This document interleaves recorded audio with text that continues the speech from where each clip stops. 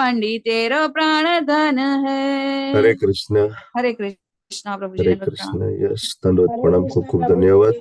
हरे Krishna everyone, खूब खूब धन्यवाद આ સેશનમાં જોડાવા બદલ આપ સૌનો હરે ખૂબ ખૂબ કૃષ્ણ હૃદયપૂર્વક પ્રભુજી. સ્વાગત છે. હરે કૃષ્ણ હરે પ્રભુજી, દંડવત કૃષ્ણ. પ્રણામ. બેંગલુરુ શ્રી શ્રી રાધા મંદિર કુલાઈ તરફથી ભક્તિ શાસ્ત્રીના અધ્યાય પહેલાના વિભાગ ત્રીજા સેશનમાં જોડાવા બદલ ખૂબ ખૂબ સ્વાગત છે. તમારી સાથે હું સ્લાઇડ શેર કરું છું. Just a minute.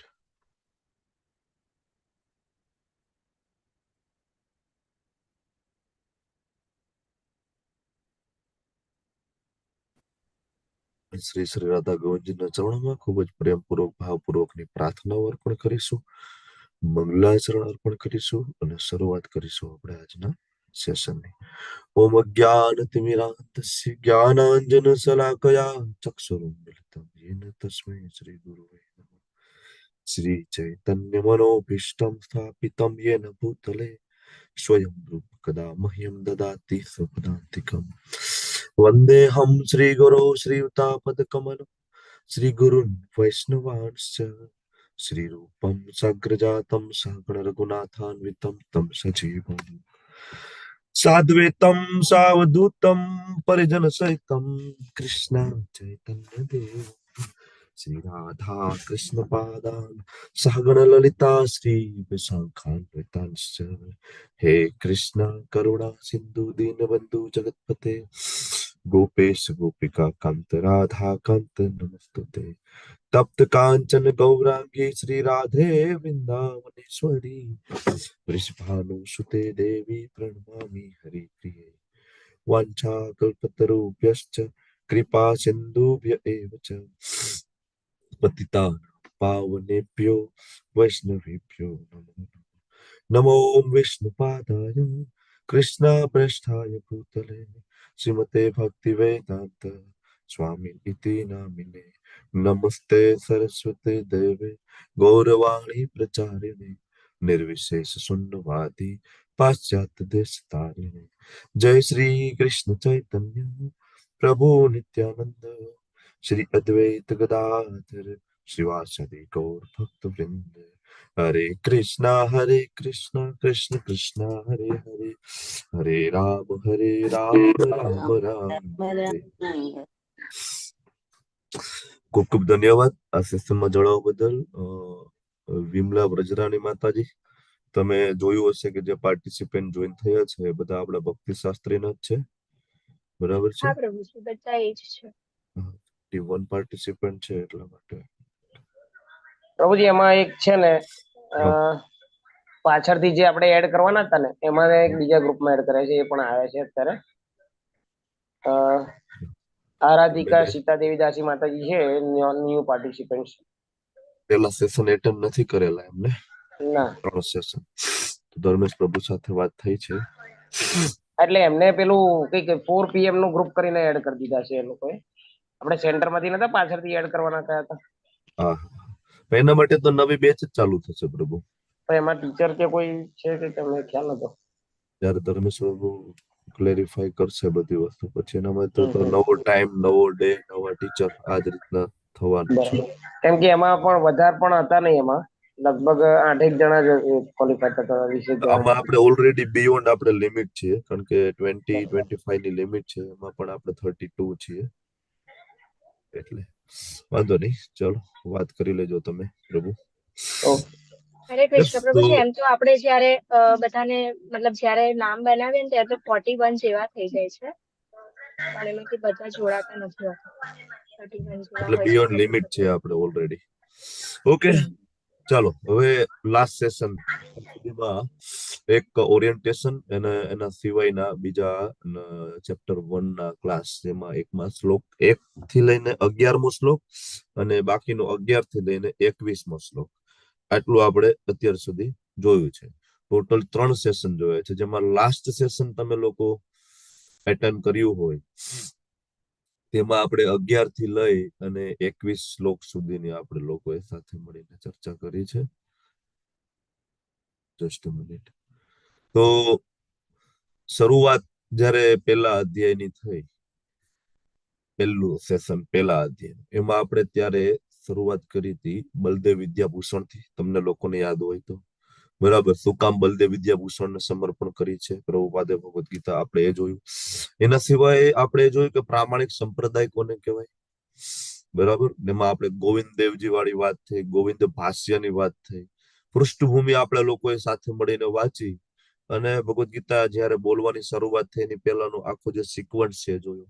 તમે લોકોએ પ્રસ્તાવના વાંચી હતી ને પ્રસ્તાવનામાંથી ખૂબ જ ઇમ્પોર્ટન્ટ નિબંધ તમે લોકોએ લખ્યો પ્રભુપાદના મૂળ અને મિશન. ઘણા બધાએ મને નિબંધ મોકલાવ્યો છે, ઘણા બધાનો હજી બાકી છે. ઘણા બધા નિબંધ મોકલાવ્યો છે ખાલી 1 પેજનું, અડધા પેજનું, હાફ પેજનું. જ્યારે મિનિમમ 700 વર્ડ્સ, 700 શબ્દમાં તમારે નિબંધ લખવાનું. તો 700 શબ્દમાં તમારે નિબંધ લખવાનો મતલબ એવો થયો કે એક લાઈનની અંદર વધુમાં વધુ તમે 7 કે 8 શબ્દને સમાવી શકો ઓન એન એવરેજ. કોઈના અક્ષર એકદમ નાના હોય તો 10 શબ્દ થાય, બાકી 7 થી 8 શબ્દમાં એક લાઈન પૂરી થાય. તેવી તમારે 100 લાઈન લખવી પડે ત્યારે 700 શબ્દ પૂરા થાય. 100 લાઈન એટલે તમારે મોટો ફૂલ સ્કેપનો જે ચોપડો હોય, બરાબર, એના તમારે મિનિમમ 5 પેજ જોઈએ. બરાબર, જો એની અંદર એક પેજની અંદર 20 લાઈન હોય, 30 લાઈન હોય તો 3 થી 3.5 પેજની અંદર તમારો નિબંધ આવરી શકાય. આટલો તમારો નિબંધ જોઈએ. ઘણા બધા નિબંધ લખ્યો છે એ વર્ડ ટુ વર્ડ બુકમાંથી કોપી કરીને એ મૂકી દીધો છે, ટોટલ બુકના શબ્દ. તમારે તમારા વર્ડ ઉમેરવાના છે. આપણે કેટલી બધી એના ઉપર ચર્ચા થઈ હતી, તમને લોકોને યાદ છે ને? બરાબર, પ્રભુપાદના મૂળ મિશન ઉપર તમે બધા કેટલા બધા પોઈન્ટ ત્યારે લઈને આવ્યા હતા. એ બધા પોઈન્ટ, એના સિવાય આપણે એ મીટિંગમાં જે પોઈન્ટ નથી કવર કર્યા એ પણ. અને તમારી પાસે યુટ્યુબ નું રેકોર્ડિંગ પણ અવેલેબલ છે, હજી પણ તમારે જોવું હોય તો એવું સરસ મજાનો નિબંધ લખીને આપો. બહુ જ ઇમ્પોર્ટન્ટ નિબંધ છે આ ભક્તિ શાસ્ત્રીનો.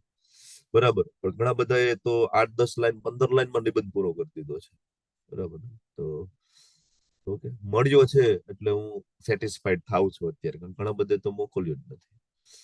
ઓકે, તો આપણે એ જોયું હતું. હરે કૃષ્ણ પ્રભુજી, દંડવત પ્રણામ. દંડવત પ્રણામ. પ્રભુજી, મારો મેલ કર્યો છે, મળી ગયો છે, લિસ્ટમાં નામ નહોતું, પછી બાદ મોર્નિંગમાં કરી દીધું છે. હું જોઈન પછી કહું તમને શાંતિથી જી પ્રભુ, હરે કૃષ્ણ. ચેક કરીને. ઓકે, તો એના પછી આપણે અલગ નાના નાના પ્રશ્ન લીધા અને પ્રભુપાદને શું કામ ભગવદ ગીતા લખવી પડી, ભગવદ ગીતા વાંચવાનો મૂળ શું છે, આ ચર્ચા કરી. અને આપણે 1 થી લઈને 11 શ્લોક પહેલા દિવસે લીધા અને આપણે એમાં એક બ્રેકઆઉટ રૂમમાં ગયા અને એમાં આપણે દુર્યોધનની મુત્સદ્દગી જે છે, પોલિટિકલ જેનો નેચર, એના ઉપર આપણે ખૂબ ડિટેલમાં ડિસ્કસ કરી. અને ત્યાં આપણે પહેલું સેશન પૂરું કર્યું. બીજા સેશનમાં આપણે આવ્યા અને યુદ્ધ ના જે કઈ મુદ્દાઓ આપણને મળ્યા, યુદ્ધની પૂર્વ તૈયારી સ્વરૂપ મુદ્દાઓ, એની આપણે તરત ચર્ચા કરી બીજા સેશનની શરૂઆતમાં. ઓકે, અને નિર્બંધે કૃષ્ણ સંબંધે એટલે કૃષ્ણના સંબંધમાં જે કઈ હોય એ બધું આપણા માટે બહુ ઇમ્પોર્ટન્ટ છે, એના ઉપર આપણે ચર્ચા કરી. અને 11 થી લઈ અને 21મા શ્લોક સુધીની આપણે ચર્ચા થઈ, જેમાં આપણે પાંડવોના વિજય ચિહ્ન આપણે બધા સાથે મળીને તમે લોકો એક પછી એક શ્લોકમાં ડિસ્કશન કરી. જે આપણે લેવલ 1 માં પણ લઈએ છીએ, પણ એના કરતા વધારે એક્સટેન્સિવ, વધારે ડીપમાં અને એના બેકગ્રાઉન્ડ સાથે આપણે ચર્ચા કરી. એમાં હનુમાનજી કપિધ્વજ થી લઈ અને બધું જ એવા મુદ્દાઓની ચર્ચા આપણે થઈ કે જ્યાં લેવલ 1, લેવલ 2, 3 કે ચર્ચા જે મુદ્દાની નથી થઈ એ. બરાબર, શંખની વાત થઈ તો 5 જન્ય શંખ ક્યાંથી આવ્યો, શું કામ 5 જન્ય કહેવાય છે, એનું શું મહત્વ છે, શું કામ વગાડવાથી હૃદય વિદીર્ણ થયા, આ બધી ચર્ચાઓ થઈ. અને પછી વૈષ્ણવવાદ કોને કહેવાય એની ચર્ચા થઈ. અને આપણે 21મા શ્લોકમાં એ સેશનનું સમાપન કર્યું. તમને બધાને થોડું હોમવર્ક આપ્યું હતું કે અર્જુન કૃષ્ણને રથ લઈને વચ્ચે જવાનું કહે છે, આનું કારણ શું, અને અર્જુનના યુદ્ધ ના કરવાના કારણો. 23 થી લઈને 46 શ્લોકનું તમારું reading, detail study of Srimad Bhagavad Gita Yatharoop. અને એક તમને મેં આપ્યું હતું કે શ્લોક 40 નો તમે અનુવાદ અને ભાવાર્થ વાંચીને આવજો. અને ત્યાં આપણે ખુલ્લા મને ચર્ચા કરીશું જે પ્રભુપાદનું સ્ટેટમેન્ટ ઉપર, સ્ત્રીઓ વિશેનું જે સ્ટેટમેન્ટ છે. હા, અને લેવલ 2 નો વિડીયો જોવાનો. તો આટલું નાનું એવું હોમવર્ક હતું, કોઈથી થયું હોય તો બેટર છે, તો વધારે મજા આવશે. અને આજે ઓકે, હવે આજે ઓવરવ્યુ આજે હું તમને વાત કરી. બ્રાહ્મણનો ઉદાર સ્વભાવ આપણે જોયું હતું, બરાબર ને? ગુરુદ્રોણ અને દ્રુપદ રાજા, દુર્યોધનની મુત્સદ્દગી, હનુમાનજી, અને અર્જુન કૃષ્ણને આદેશ આપે છે વૈષ્ણવો અને હિંસા સંબંધિત પ્રભુપાદના નિવેદનની ચર્ચા એ બંને આજ કરશું. ઓવરવ્યુ તો તમને ખ્યાલ છે 3 થી 11 શ્લોક પોલિટિકલ નેચર, 14 થી 20 પાંડવોના વિજય ચિહ્નો, 21 થી 27 કૃષ્ણ છે ભક્ત વત્સલા છે આજે જોઈશું, અને 27 થી 46 અર્જુનના યુદ્ધના કરવાના 4 કામ. હવે મેં તમને લાસ્ટ સેશનમાં પણ કહ્યું હતું કે વર્ણાશ્રમ ધર્મ છે એ ખૂબ ઇમ્પોર્ટન્ટ છે. ઘણા બધાને એમ થાય કે ભાઈ પહેલો અધ્યાય ના ભણીએ શું વાંધો, પહેલા અધ્યાયમાં તો આમ કઈ ભગવદ્ ગીતાનો કોઈ જ્ઞાનની શરૂઆત થઈ નથી, રાઈટ? આવું જ આપણને હોય કે પહેલા અધ્યાયમાં ક્યાં ગઈ ભગવદ્ ગીતાનું કઈ કૃષ્ણનું કોઈ જ્ઞાન છે નહીં, તો ડાયરેક્ટ બીજા અધ્યાયમાં જમ્પ કરીએ ના ચાલે. ખૂબ જ ઇમ્પોર્ટન્ટ છે. પહેલો શ્લોક છે ધર્મક્ષેત્ર, અને ત્યાંથી આપણે સીધા જઈએ 18.70, બરાબર? ત્યાં ભગવાન કે છે ધર્મ્ય સંવાદમ. તો ધર્મ ક્ષેત્ર થી લઈને ધર્મ સંવાદમ સુધીના, એટલે 1 થી લઈને 70 શ્લોક સુધી જે કઈ ચર્ચાઓ થાય છે આખી ભગવદ્ ગીતામાં, એ બધી ચર્ચાનો બેઝ છે વર્ણાશ્રમ ધર્મ ઉપર બેઝ છે, બરાબર? એટલે આપણે પહેલા અધ્યાયની અંદર જો તમે બીજા અધ્યાયમાં સીધા જમ્પ કરો તો તમને ખબર જ ના પડે કે પહેલા અધ્યાયમાં બ્રાહ્મણોનો જે ઉદાર સ્વભાવ, બ્રાહ્મણો કેવા હોવા જોઈએ એ ખબર ના પડે, ક્ષત્રિયોનો સ્વભાવ કેવો હોય એ ખબર ના પડે, ભગવાનનો ભક્ત અને અભક્ત બેનો વિચારમાં શું ફેર છે સામે સેના જોઈને આ ખ્યાલ ના પડે, રાજકારણીનો સ્વભાવ કેવો હોય, ડિપ્લોમેટિક સ્વભાવ કોને કહેવાય આ ખબર ના પડે. આ બધી બહુ જ ઇમ્પોર્ટન્ટ વસ્તુ છે. અને સૌથી ઇમ્પોર્ટન્ટ વસ્તુ એ છે પહેલો અધ્યાય એ આખી ભગવદ્ ગીતાનું બેઝ છે, અને એ વાંચીએ ત્યારે જ ખબર પડે કે ભગવદ્ ગીતા કોણ સમજી શકે, કેવા ગુણ હોય તો એ વ્યક્તિ ભગવદ્ ગીતાને સમજી શકે છે. That is very important. Okay, તો ભગવાન કહે છે હું જાહેર કરું છું જે મનુષ્ય આપણા આ સંવાદનું અધ્યયન કરે છે બુદ્ધિથી મારી પૂજા કરે છે. આપણે 2 કલાક એવરી સન્ડે શું કરીએ છીએ? ઇવન એવરી મોર્નિંગ આપણે રોજ સવારે 8 વાગ્યાથી લઈને 10 વાગ્યા સુધી શું કરીએ છીએ? ભગવાનની બુદ્ધિથી પૂજા કરીએ છીએ. ઓકે, હવે આપણે 21મા શ્લોકથી આગળ વધવાનું છે. 20 શ્લોક સુધી ગયા વખતે આપણે કવર કર્યું હતું. 21મા શ્લોકની અંદર ભગવાન છે, 21મા શ્લોકમાં અર્જુન ભગવાનને કહે છે કે અચ્યુત, કૃપા કરીને મારા રથને તમે બંને સૈન્યોની વચ્ચે ઉભો રાખો, અને યુદ્ધ કરવાની ઈચ્છા વાળા જે કઈ છે એ બધાને મારે જોવા છે. લેવલ 1, 2માં તો આ શ્લોકમાં ડિટેલમાં આપણે જતા હોઈએ છીએ, પણ જે આપણે ત્યાં નથી ભણતા એ આપણે ભક્તિ શાસ્ત્રીમાં ભણવાનું છે.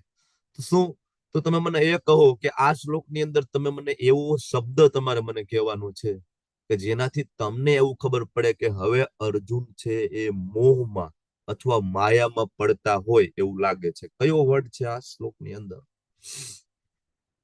જેનાથી તમને એવું લાગે છે કે અર્જુનજી માયામાં પડ્યા છે? હેન્ડ રેઝ કરો. કૃષ્ણ મેચ્યુત અચ્યુત. અચ્યુત, ઓકે, ભગવાનનું નામ છે. ઓકે, બીજું એનીબડી? સાથે કારણ આપો તો વધારે મજા આવશે. યસ, અમરીશ પ્રભુ, હરે કૃષ્ણ. યુદ્ધવ્યમ અસ્મિન રણ સમુદ્રમે, કૈર્મયાસ એની અંદર છે, કૈર્મયાસ યુદ્ધવ્ય, એટલે મારે કોની સાથે લડવાનું છે એમ. કેમ કે યુદ્ધની ઈચ્છા વાળા તો એમને ખ્યાલ જ છે કે મારા સગાવાલા જ સામે છે, છતાંય એમ કે છે કે મારે કોની સામે લડવું છે એ જોવા માટે થઈને તત્પર છે, એટલે ત્યાંથી એ મોહમાં સરી રહ્યા છે. ખૂબ સરસ પ્રભુ. બોલો, બીજો કોઈ હજી પ્રકાશ પાડવો છે? હું ભગવદ્ ગીતા યથારથ ખોલું છું કારણ કે મારે શબ્દાર્થ જોવો છે, એટલે પ્રભુજી તમે જે બોલો એનો શબ્દાર્થ જોવાનો ભગવદ્ ગીતા યથારૂપમાં. હાજી બોલો. હરે કૃષ્ણ હરિપ્રિયા પ્રભુજી. માતાજી, હરે કૃષ્ણ. મયા એટલે કે મારા વડે આ યુદ્ધ અર્જુન વડે નથી, પણ અર્જુન તો એના નિમિત્ત માત્ર છે. કૃષ્ણ ભગવાન જે બધું કરે છે, કરતા હરતા એ જ છે. નજીક પહોંચી ગયા છો. મયા, હરિબોલ, ખૂબ સરસ. પ્રભુજી ચલો યસ પ્રભુ. બોલો બોલો, હરિપ્રિયા માતાજી બોલો. નિરીક્ષે એટલે જોઈ શકું એમની ઈચ્છા છે હજી જોવાની. ઓકે, ખૂબ સરસ. એનીબડી? હરે બીજા કૃષ્ણ કોઈને એવું લાગે પ્રભુજી. છે? હરે કૃષ્ણ. કહી એટલે કોની સાથે લડું છું? કોની સાથે? અમરીશ પ્રભુ, આ મીટિંગ લોક થઈ ગઈ છે?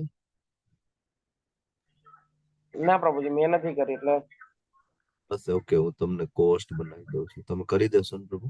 ઓકે.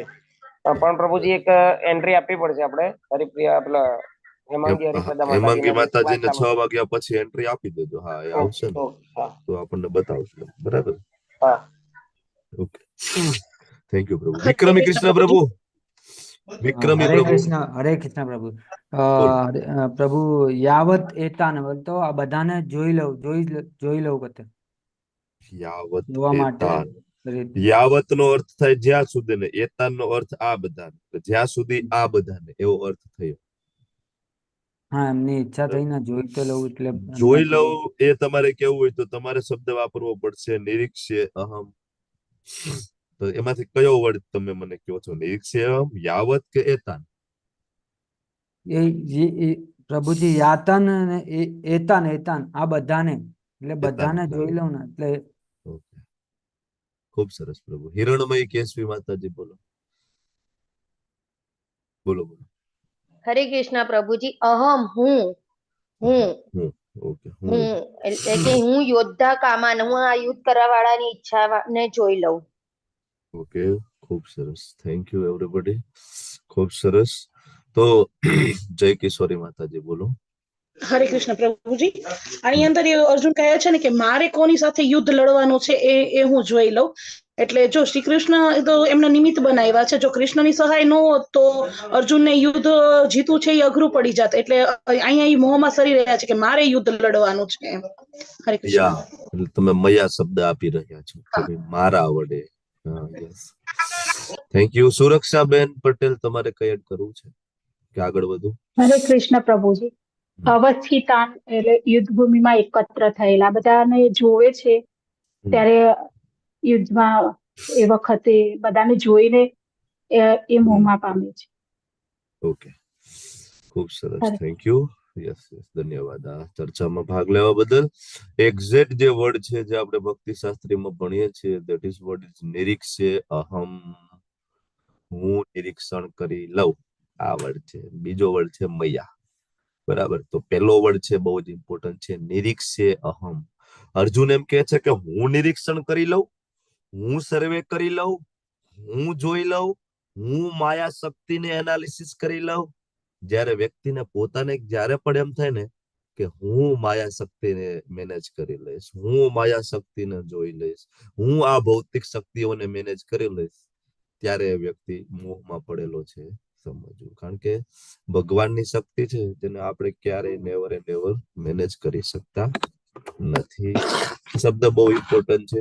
કોઈ પણ વ્યક્તિ ગમે ત્યારે મોહમાં પડે, નિરીક્ષણ કરવાની વાત છે કે વોટ એવર ભૌતિક જીવનમાં, આપણા જીવનમાં પણ બે કારણોસર આવું થાય. એક કારણ છે ઉત્સુકતા. એક તો એને જાણવાની ઉત્સુકતા હોય કે હું નિરીક્ષણ કરી લઉં, હું જોઈ લઉં. અને બીજું છે સ્વામિત્વની ભાવના કે નહીં, હું કરી લઈશ કારણ કે બધું મારા કંટ્રોલમાં છે, હું જોઈ લઈશ. આ બે ભાવ સાથે જોવા માંગે, પારખવા માંગે કોઈ પણ વ્યક્તિ, ત્યારે સમજવાનું કે એ વ્યક્તિ માયામાં ડૂબી રહ્યા છે. ધારો કે એક સામાન્ય ઉદાહરણ છે કે કોલેજ કાળની અંદર બધા મિત્રો આલ્કોહોલ પીતા હોય અને કોઈ આલ્કોહોલ દારૂ ના પીતો હોય, વ્યક્તિને એમ થાય કે હું જોઈ લઉં શું મજા આવે છે આમાં, હું ચેક કરી લઉં. બરાબર. જેવો એ ચેક કરવા જાય, બરાબર, એટલે એવું લાગે કે હું આલ્કોહોલ ને પીવું છું, પણ હકીકતે આલ્કોહોલ એને પી રહ્યો છે. ઓકે, તો આ વાત થઈ એ શબ્દની. બીજો શબ્દ મારે આમાં તમને પૂછવો છે, અચ્યુત નો અર્થ મને કહો. અચ્યુત નો અર્થ કહો.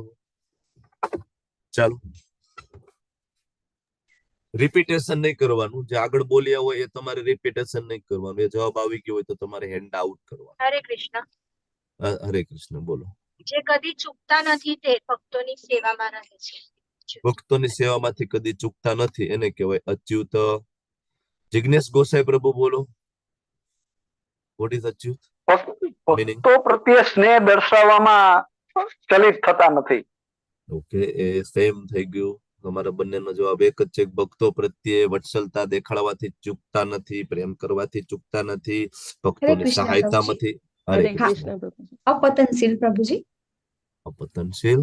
ઓકે. અરાધિકા સીતા દેવી માતાજી બોલો. હરે કૃષ્ણ પ્રભુજી. એ જ હતું મારો મતલબ પણ કે જે પોતાના સ્થાન પરથી નીચે નથી એ થતા તેને અચ્યુત. Okay, good. એનીબડી બીજા કોઈનો બીજો આન્સર હોય તો you can unmute yourself and હરે કૃષ્ણ પ્રભુજી. જરા નિવેદિતા માતાજી. જે જીવો પૂર્ણ પુરુષોત્તમ સાથે એકત્વમાં હોય તે પણ અચ્યુત કહેવાય પ્રભુજી. ઓકે યસ હરે મુના કૃષ્ણ માતાજી. પ્રભુજી. હરે હરે કૃષ્ણ. કૃષ્ણ. સારથી તરીકે એને અર્જુનની આજ્ઞાનું પાલન કર્યું હતું, એટલે કે કોઈ આનાકાની કર્યા વગર, એટલે આજ્ઞાનું પાલન કરવું. હરે કૃષ્ણ. વિક્રમી પ્રભુ. હરે કૃષ્ણ પ્રભુજી. હરે કૃષ્ણ બોલો. અચ્યુત એટલે જેનું પતન ના થાય એ અચ્યુત, અને જે કૃષ્ણની સેવા કરે છે એને બી અચ્યુત કહેવાય. Okay.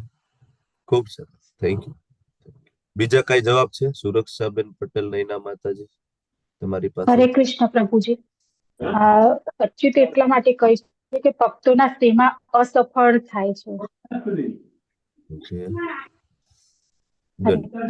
નૈના માતાજી, તમારે કઈ અલગ કેવું છે? હરે કૃષ્ણ પ્રભુજી. જે હરે કૃષ્ણ. મુક્તાત્મા અચ્યુત એટલે અક્ષર મુક્તાત્મા અપતનશીલ. ઓકે સરસ, ચાલો તમારે હરે કેવું છે કૃષ્ણ. અમરીશ પ્રભુ? ઓકે ચલો હિરણમય કેશવી માતાજી, તમારે કેવું છે કઈ? કે તમારો આવી ગયો પ્રભુજી, હતો? હા, બોલો. પ્રભુજી લક્ષ્મીજીના પતિ તરીકે એવું પણ આવી શકે કે એ બી એવી રીતના અચ્યુત છે. સરસ, ચાલો બાકીના બધા હેન્ડ ડાઉન કરી દો. નેક્સ્ટ ચર્ચામાં ફરીથી તમે લોકો એપ્રેસ કરજો. લખવું હોય તો લખી લો. અચ્યુતના એક્ઝેક્ટલી 3 મીનિંગ જે પ્રભુપાદના લેક્ચરમાં આપણને જોવા મળે છે. પહેલો મીનિંગ છે ભક્ત વત્સલતાથી ક્યારે પણ ભગવાન ચ્યુત થતા નથી, એટલે એને કહેવાય અચ્યુત. પેલું, ભગવાન એના ભક્તોને પ્રેમ કરવામાંથી ચૂકતા નથી. ભક્તો ક્યારે બોલાવે ભગવાન ના આવે એવો એક પણ પ્રસંગ આજ સુધી બન્યો નથી. ભગવાને હેલ્પ ના કરી હોય એવું બન્યું નથી. That is Achyut. બીજો સરસ મીનિંગ છે કે સત્યતાથી એ ચ્યુત થતા નથી, કારણ કે ભગવાન જે બોલે છે એ બધું ધર્મ છે. ભગવાન ધર્મથી વિરુદ્ધ ક્યારેય કોઈ કામ કરતા નથી. સત્યતાથી ચ્યુત થતા નથી. અને ત્રીજો સૌથી ઇમ્પોર્ટન્ટ મીનિંગ છે ભગવાન ક્યારેય પોતાની ભગવત્તાથી ચલિત થતા નથી. ભગવાન ભગવાન જ રહે છે. એવું ક્યારેય નથી બનતું કે કૃષ્ણની પોઝિશન બીજું કોઈ લઈ શકે. એવું ક્યારે નથી બનતું કે કૃષ્ણ પોતાની પોઝિશન છોડે છે ત્યાં ભગવાન તરીકે બીજું કોઈ બિરાજમાન થઈ શકે છે.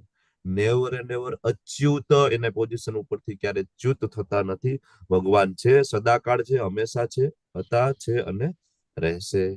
ભક્ત વત્સલતાથી ભક્તને પ્રેમ કરવાથી ચૂકતા નથી, સત્યતાથી ચૂકતા નથી અને પોતાની પોઝિશનથી ક્યારે ચલિત થતા નથી. આ 3 મીનિંગ છે. અર્જુને શું કહ્યું ભગવાને? રથને વચ્ચે લઈ લો. આ શ્લોકની અંદર 21મા શ્લોકની અંદર તો રથને વચ્ચે લઈ લો, અને એ તો સબ્જેક્ટિવિટી છે. હવે ભગવાનને રથને ક્યાં લઈ જાવ હોય તો હવે ડ્રાઈવર ઉપર ડિપેન્ડ કરે. તમે કાર લઈને જતા હોય તમે ડ્રાઈવરને એમ કહો કે ચોક ઉપર લઈ જાઓ, તો હવે તો ડ્રાઈવરે નક્કી કરવાનું ચોક ઉપર જઈને કયા 4 રસ્તામાં કયા રસ્તાની નજીક ઉભું રહેવું છે. 4 રસ્તામાં ગમે ત્યાં ઉભા રહી શકે, સાઈડમાં ઉભા રહી શકે, વચ્ચે ઉભા રહી શકે, એક્ઝેક્ટ સેન્ટરમાં જઈને ઉભા રહી શકે. તો ડિપેન્ડ કરે કોના ઉપર? ડ્રાઈવર ઉપર. અહીંયા અર્જુને કહ્યું ભગવાન રથને વચ્ચે લઈ લો. ભગવાન છે, સર્વજ્ઞાતા છે. ક્યાં રથને લઈ જાય છે? ક્યાં લઈ જાય છે? કોની સામે ઉભો રાખે છે રથ? બોલો. દ્રોણાચાર્ય અને ભીષ્મની સામે. ગુરુ દ્રોણ અને ભીષ્મ પિતામહ. ભીષ્મ અને દ્રોણની સામે. એ આપણે આગળ 25મા શ્લોકમાં જોઈશું. હવે આગળ 23મા શ્લોકની અંદર કહે છે કે ધૃતરાષ્ટ્રના દુર્બુદ્ધિ વાળા પુત્રને પ્રસન્ન કરવાની ઈચ્છાથી. ધૃતરાષ્ટ્રને અહીં કેવો કીધો છે? દુર્બુદ્ધિ વાળો. શું કામ દુર્બુદ્ધિ વાળો કહ્યો છે ધૃતરાષ્ટ્રને? કારણ કે દુર્યોધનનું જે નથી એ એને અપાવવા માટે મથી રહ્યો છે. બીજાની સંપત્તિ હડપવા માંગે છે. કારણ કે ભગવાને નથી આપ્યું અથવા ભાગ્યમાં જે નથી તો એ સ્વીકારવું રહ્યું ને કે ભાઈ નથી ભાગ્યમાં, આપણે એ સ્વીકારવું રહ્યું.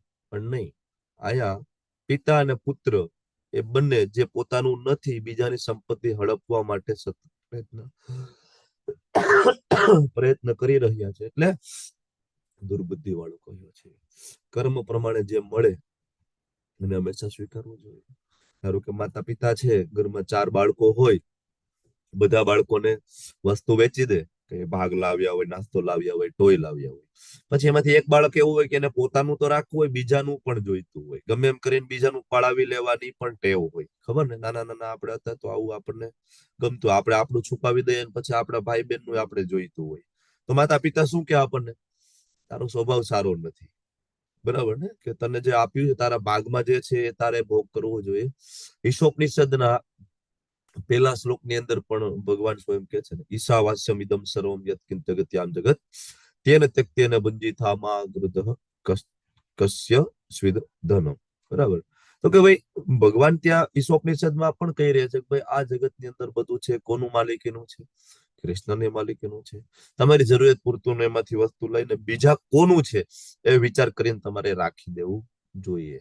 તો જેમ ધૃતરાષ્ટ્ર દુર્બુદ્ધિ વાળો છે એમ આપણે પણ દુર્બુદ્ધિ વાળા છે. આપણે પણ બધાનું ભોગવવું છે. શ્રીલ પ્રભુપાદજી ભાવાર્થમાં પણ સેમ વસ્તુ સમજાવે છે. અને એક વખત પ્રભુપાદ ના લેક્ચરમાં પ્રભુપાદ સરસ વાત કરી રહ્યા હતા. પ્રભુપાદ જયારે પણ ફોરેન જતા તો ઇમિગ્રેશનની લાઈનમાં પ્રભુપાદ ઉભા હોય ને તો ત્યાં ચેક કરે ને બધાને કે અમારા દેશમાં આવી શકે કે ના આવી શકે, ફિલ્ટર કરે. ત્યારે પ્રભુપાદ કહેતા હતા કે બધી જગ્યા છે, બધી જમીન છે, કોની છે? કૃષ્ણની છે. અને આ બધાને એમ થાય કે અમારો દેશ છે, અમારી જગ્યા છે. બરાબર, દેશ અમારો છે. નહીં, જમીન કોની છે? કોઈ સાથે લાવ્યું છે? કૃષ્ણની છે. ત્યારે સંજય આગળ બોલે છે, હે ભરતવંશી, અર્જુન દ્વારા આ પ્રમાણે સંબોધિત થયેલા ભગવાન કૃષ્ણએ બંને પક્ષોના સૈન્યોની મધ્યમાં ભગવાન ઉત્તમ રથને ઉભો રાખ્યો. આ શ્લોકની અંદર બે શબ્દ બહુ જ મહત્વના છે.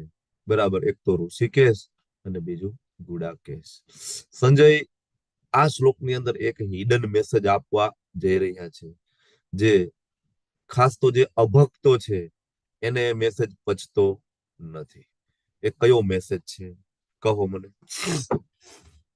જે આપણે લેવલ 1 2 માં એ અર્થ નથી લેતા, એ અર્થ એ ભક્તિ શાસ્ત્રીમાં અલગ રીતના સમજીએ છીએ. તમે મને કહો, ચાલો ઋષિકેશનો અર્થ શું થાય? હરે કૃષ્ણ પ્રભુજી. ઇન્દ્રિયોના સ્વામી.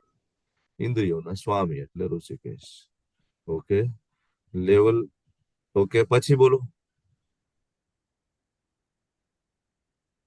બીજો કોઈને અર્થ આવડે છે? પિયોન રાખવો કમ્પલસરી છે ભક્તિ શાસ્ત્રીમાં, બધા જ પાર્ટિસિપન્ટ. Okay, anybody? ગુડાકેશ નો અર્થ શું થાય? ચાલો. નિંદ્રા અને અજ્ઞાન ઉપર ઓકે, તો આમાં હિડન મેસેજ શું હોય એવું શું લાગે છે? હિડન મેસેજ કયો છે? શું લાગે છે તમને આ શ્લોકની અંદર? સંજય આપણને શું સમજાવી રહ્યા છે? કયો મેસેજ આપવા માંગી રહ્યા છે? સંજય ભગવાનના ભક્ત છે અને પેલો અધ્યાય વાંચીને બધાને શું થાય કે અર્જુન છે ઘોર અજ્ઞાનમાં ડૂબી ગયા છે. એટલે ઘણા બધાએ ટાઇટલ આપ્યું અર્જુન વિષાદ યોગ, જે પ્રભુપાદે ના આપ્યું. પ્રભુપાદે નથી આપ્યું અર્જુન વિષાદ યોગ. પ્રભુપાદે ટાઇટલ આપ્યું છે અર્જુનનું કુરુક્ષેત્રની યુદ્ધ ભૂમિ ઉપર સૈન્ય નિરીક્ષણ. હવે તમને કઈ સમજ પડે છે કે હું કયા હિડન મેસેજ ની વાત? હરે બોલો. અહીંયા ગુડાકેશ અર્જુને સંજય કીધું કે સંજયને ખબર જ હતી કે અર્જુન છે એ બધા એને જ્ઞાન છે ઓલરેડી, બધું ખબર છે એને. અને અંધકારથી ને એ દૂર જ છે, કારણ કે ભગવાનની સાથે જ છે ને હંમેશા. બરાબર છે, એક્ઝેક્ટ બરાબર છે. ઓકે, હિરણમય કેશવી માતાજી બોલો. પ્રભુજી એટલે એમ કે એવી રીતના કે છે કે ભગવાન એમ કે બંને પક્ષોના સૈન્યના મધ્ય ભાગમાં ઉભો રાખો, એટલે એવી રીતના એ બંને ને જોઈ શકે છે. અને અર્જુન દ્વારા એ રીતના એમ કે છે કે આ બંનેની વચ્ચે ઉભા રાખો તો હું જોઈ શકું. વાત હતી હિડન મેસેજ શું છે અહીંયા?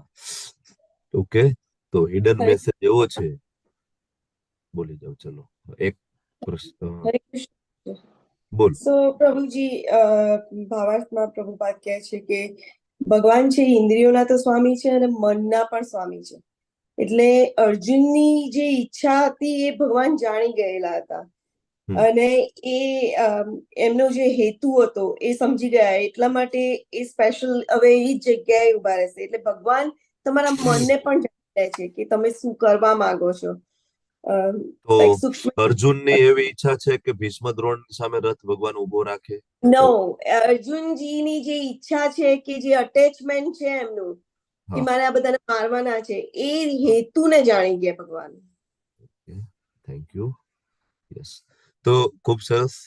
બધાએ ચર્ચામાં ભાગ લેવો જોઈએ, જે પેલા ના લીધો હોય એને નેક્સ્ટ હરે કૃષ્ણ ચર્ચામાં. પ્રભુજી, એવું પણ હોઈ શકે ને? હરે હાજી, કૃષ્ણ પ્રભુજી. બોલો બોલો બોલો હા, બોલો. કે જે દુર્યોધનના પક્ષે જે બધા જે દુર્યોધન જેવો છે, તો એની સાથે જે હમ, બધા જોડાયેલા છે એ પણ હમ. દુર્યોધનના જેવા જ હોઈ શકે એમ. તો એ બધા એ કોણ બધા આવી ગયા છે, તો એમની જોવાની ઈચ્છા બી અર્જુનને થઈ હતી કે ભાઈ હા એવું.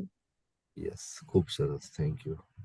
અને તો પ્લસ સોરી પ્રભુજી, તમને ડિસ્ટર્બ હાજી, કરું છું. બોલો બોલો બોલો બોલો. પ્લસ એવું પણ છે કે અર્જુનજી અજ્ઞાની નહોતા, એ જ્ઞાની હતા. હું ત્યાં તમને લઈ જવા માંગી રહ્યો છું. તમે બે અર્થ જે છે આપણે લેવલ 1 2 માં ઋષિકેશનો અર્થ લઈએ છીએ કે ઇન્દ્રિયોના સ્વામી. હવે તમે એને હજી અંદર જાઓ એ જ અર્થમાં કે ભગવાન જો ઇન્દ્રિયોના સ્વામી છે, તો અર્જુનનું બિહેવિયર અત્યારે થઈ રહ્યું છે એ કોના કારણે થઈ રહ્યું છે? સામે કૃષ્ણ છે, ઇન્દ્રિયોના સ્વામી છે, તો કૃષ્ણની ઇન્દ્રિયોના સ્વામી નથી, યોગમાયા. બરાબર ને? એ because of Krishna, directly Krishna involve છે અર્જુનની આ ગતિવિધિઓ માટે. વાય? યોગ કારણ કે ભગવાન વિષાદમાં નાખે છે એના લઈને કે એમણે હા ગીતા સંભળાવી છે અને યોગ વિષાદમાં નાખે છે. હા, ડાયરેક્ટલી કૃષ્ણ ઇઝ ઇન્વોલ્વ. બરાબર, અર્જુનનો જે મૂળ જે ડેવલપ થઈ રહ્યું છે વિષાદનો, એના માટે ડાયરેક્ટ કૃષ્ણ ઇન્વોલ્વ છે. એટલા માટે અહીંયા સંજય તમને અને મને કહેવા માંગે છે કે તમને એવું લાગે કે આ અર્જુનનું બિહેવિયર છે, વિષાદમાં પડે છે, રડી રહ્યો છે, નહીં, આ અર્જુનનું બિહેવિયર નથી. આ કૃષ્ણ એની ઇન્દ્રિયોને ડાયરેક્ટ દોરાવણી કરી અને અર્જુનનું આ બિહેવિયર કરાવી રહ્યા છે. બીજું, એટલા માટે સંજય એ શ્લોકમાં ગુડાકેશ શબ્દ બોલી રહ્યા છે, ગુડાકેશ. અને ત્યાં સંજય કહેવા માંગે છે કે તમને એવું લાગે કે અર્જુન અજ્ઞાનમાં ડૂબી જાય, તો તમે સાંભળો, એનું નામ જ ગુડાકેશ છે. ગુડાકેશના અર્થ બે છે: નિંદ્રા ઉપર વિજય મેળવવો, અને બીજો અર્થ છે અજ્ઞાન ઉપર વિજય મેળવવો. અર્જુને ઓલરેડી અજ્ઞાન ઉપર વિજય મેળવી લીધો છે, તો એવું શક્ય બને નહીં કે અર્જુન અત્યારે અજ્ઞાનના સાગરમાં ગરકાવ થઈને વિષાદ કરી રહ્યો છે, નહીં, બરાબર? પણ આ ડાયરેક્ટલી ઇન્વોલ્વ થયા છે આમાં કૃષ્ણ. અર્જુન અજ્ઞાનમાં ડૂબેલા નથી, અર્જુનને બધી જ ખબર છે. અર્જુન ખાલી એક રોલ પ્લે કરી રહ્યા છે, ખાલી એક રોલ પ્લે કરી રહ્યા છે, બરાબર? એટલે અર્જુન છે એ અજ્ઞાનમાં ડૂબતા હોય એવું લાગે, અને આ વસ્તુ કોઈ પચાવી શકતા નથી. અર્જુને નિંદ્રા ઉપર વિજય મેળવ્યો હતો. કેવી રીતના નિંદ્રા ઉપર વિજય મેળવી શકાય? હાવ? ભક્તિ દ્વારા. ભક્તિ દ્વારા વ્યક્તિ ભૂખ, તરસ, ઊંઘ, કામ, ક્રોધ, લોભ, મોહ, મદ, ઈર્ષા બધા ઉપર 100% કંટ્રોલ મેળવી શકે. ઇસ્કોનના એક આપણા સન્યાસી ચાઇના ગયા હતા, એમના એક શિષ્ય સાથે.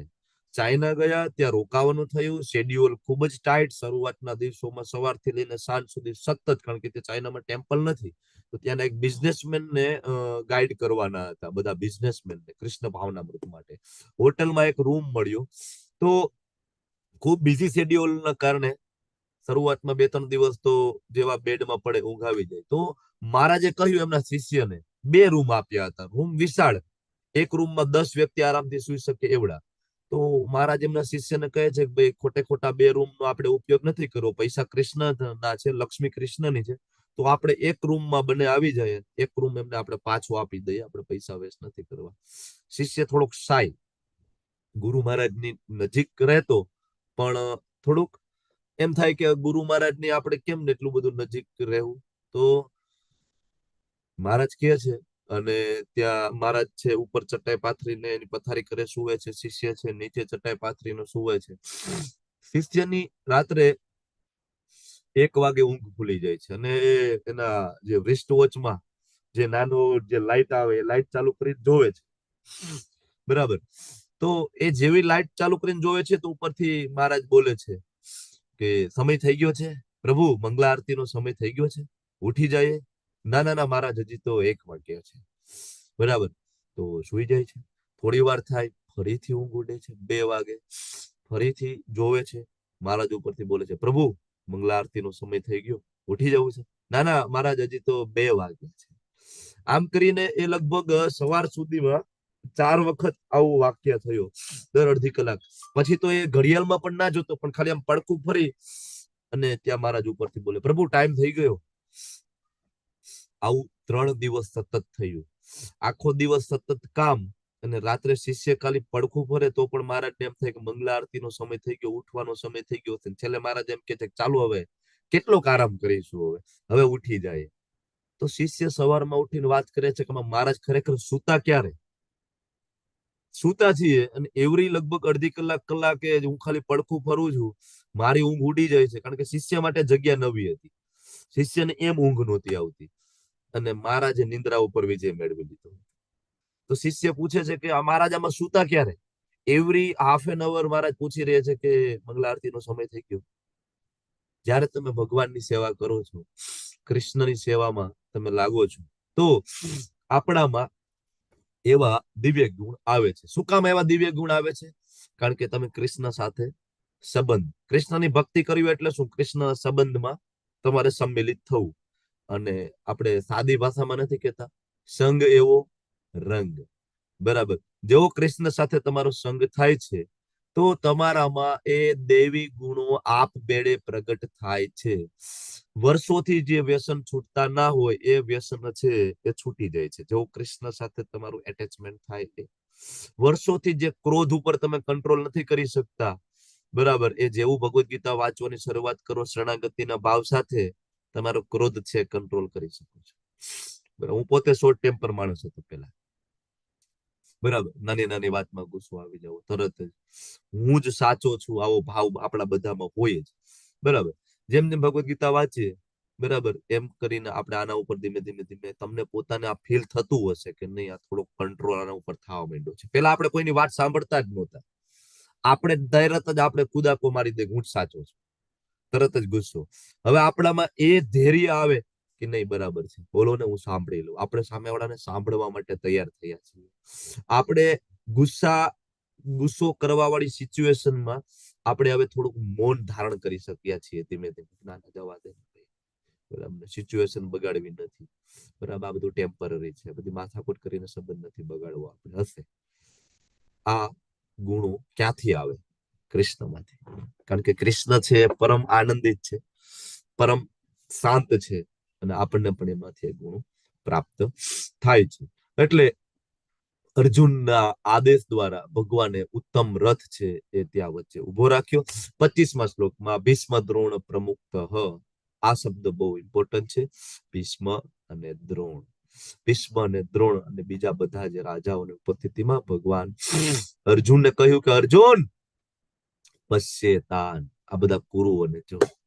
અર્જુનને કહે છે જોઈ લે ભાઈ તું આ લોકોને, એવું કઈ નથી કે તું આ લોકોને પહેલી વાર મળી રહ્યો છે. અર્જુન આ બધા તારા સગા છે, પેલા પણ તું આ બધાને મળી ચૂક્યો છે, આ એના એજ છે, બરાબર. તું જોઈ લે. પશ્યેતામ, આખી ભગવદ ગીતામાં 2 શબ્દ વારંવાર રિપીટ થાય છે.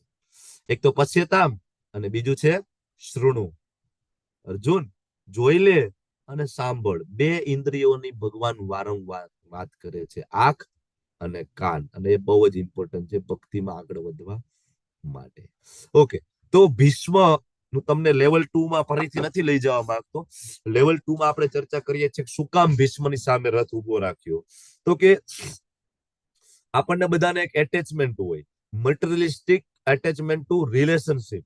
રિલેશનશિપ સંબંધ, મારી પત્ની, બરાબર, મારા બાળકો, મારો પરિવાર, જેના કારણે આપણે ભગવાનની સેવામાં આગળ વધી શકતા નથી. મટીરિયલિસ્ટિક એટેચમેન્ટ ટુ રિલેશનશિપ, એટલા માટે ભીષ્મની સામે ઉભો રાખ્યા. કારણ કે ભીષ્મ પ્રત્યે ખૂબ જ એટેચમેન્ટ હતું. કોને? અર્જુનને. અને બીજું Guru Drona, materialistic attachment to knowledge. જ્ઞાનનું આપણને બધાને બહુ ઘમંડ હોય છે, એટલે દ્રોણ છે જ્ઞાનના ઘોતક છે.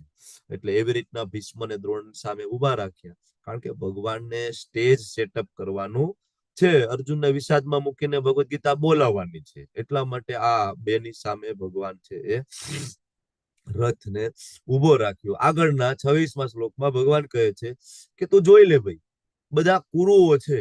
આગળ કહ્યું કુરુઓને જો, કોણ કોણ છે? તો કે કાકા, દાદા, આચાર્ય, મામા, ભાઈ, પુત્રો, પૌત્રો, મિત્રો, સસરા અને બીજા બધા શુભેચ્છકોને અર્જુને જોયા.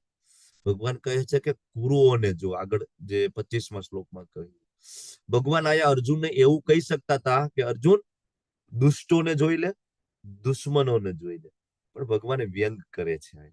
જો તારા જ ભાઈઓ છે, કુરુ છે, તારા જ મિત્ર, તમે બધા કુરુ જ છો, તમે બધા એક જ બાપના દીકરા છો, જોઈ લેજો. આવું ભગવાન કહે છે એટલે અર્જુનને એના લોહીનો સંબંધ યાદ આવે છે, બ્લડ રિલેશનશિપ એને યાદ આવે છે, અને એ યાદ આવવાના કારણે અર્જુન છે એ અજ્ઞાનમાં ડૂબે છે. મહાભારત આપણે વાંચીએ તો ખબર પડે કે મહાભારતના યુદ્ધ ભૂમિના કુરુક્ષેત્રમાં 5 પેઢી એક સાથે ઉપસ્થિત હતી. કેટલી? 5 પેઢી. સૌથી મોટી આયુષ્યના વ્યક્તિ કોણ હતા મહાભારતમાં? કોણ કહે છે? ભીષ્મની આયુષ્ય કેટલી હતી એ સમય ખબર છે?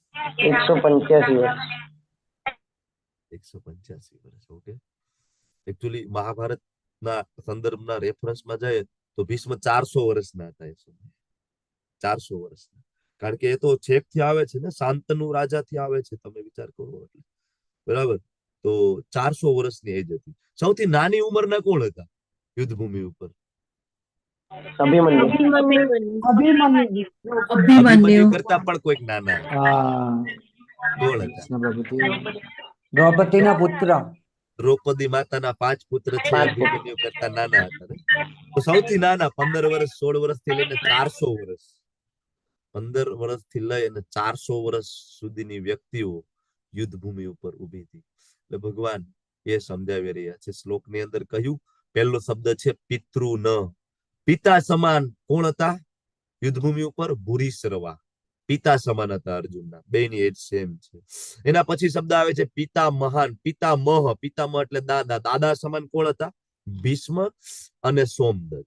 પછી આચાર્ય. આચાર્ય ગુરુ. ગુરુ કોણ હતા? દ્રોણાચાર્ય અને કૃપાચાર્ય. માતુલાન. માતુલાન એટલે મામા. મામા કોણ હતા? તો કે શલ્ય અને શકુની બંને, બે મામા હતા.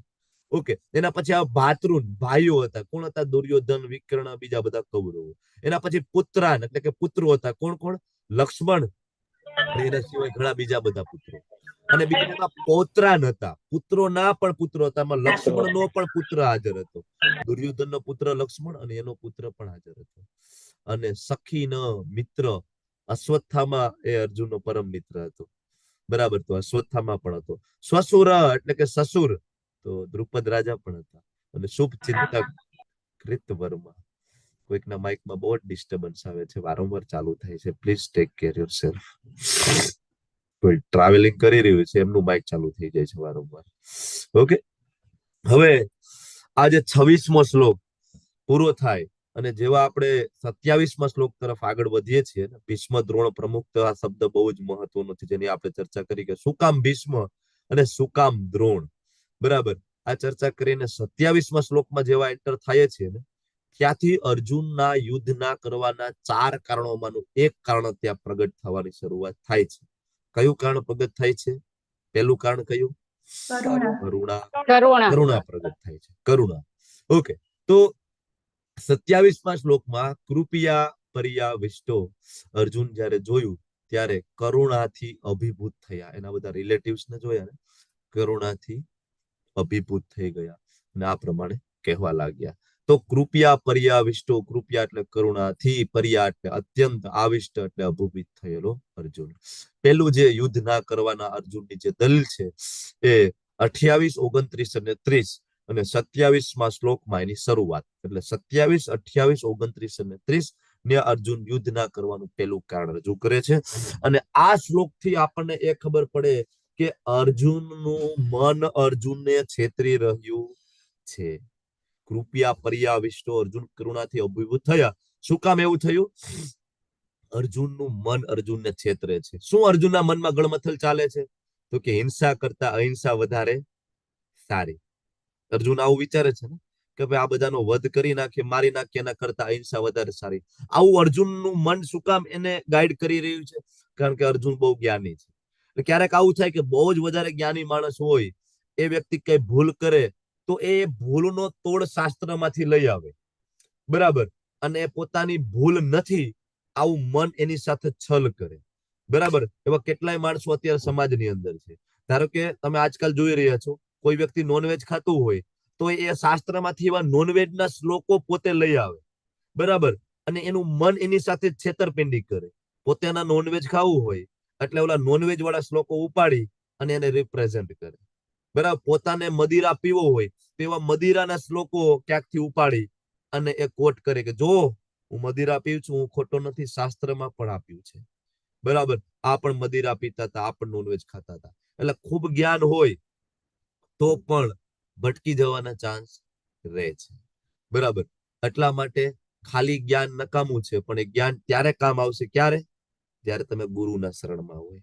કહેવાનો મતલબ એ છે કે ગમે એટલો મોટો જ્ઞાનવાન માણસ હોય તો પણ ભગવાનની માયા શક્તિથી બચી શકતો નથી, ભ્રમિત થઈ જાય છે. આ શ્લોકમાં એ કહેવા માંગે છે. અર્જુન ખૂબ જ જ્ઞાની, બરાબર, ખૂબ જ પાવરફુલ વ્યક્તિ હતો, પણ છતાં ભગવાનની માયા શક્તિથી બચી શક્યો નથી.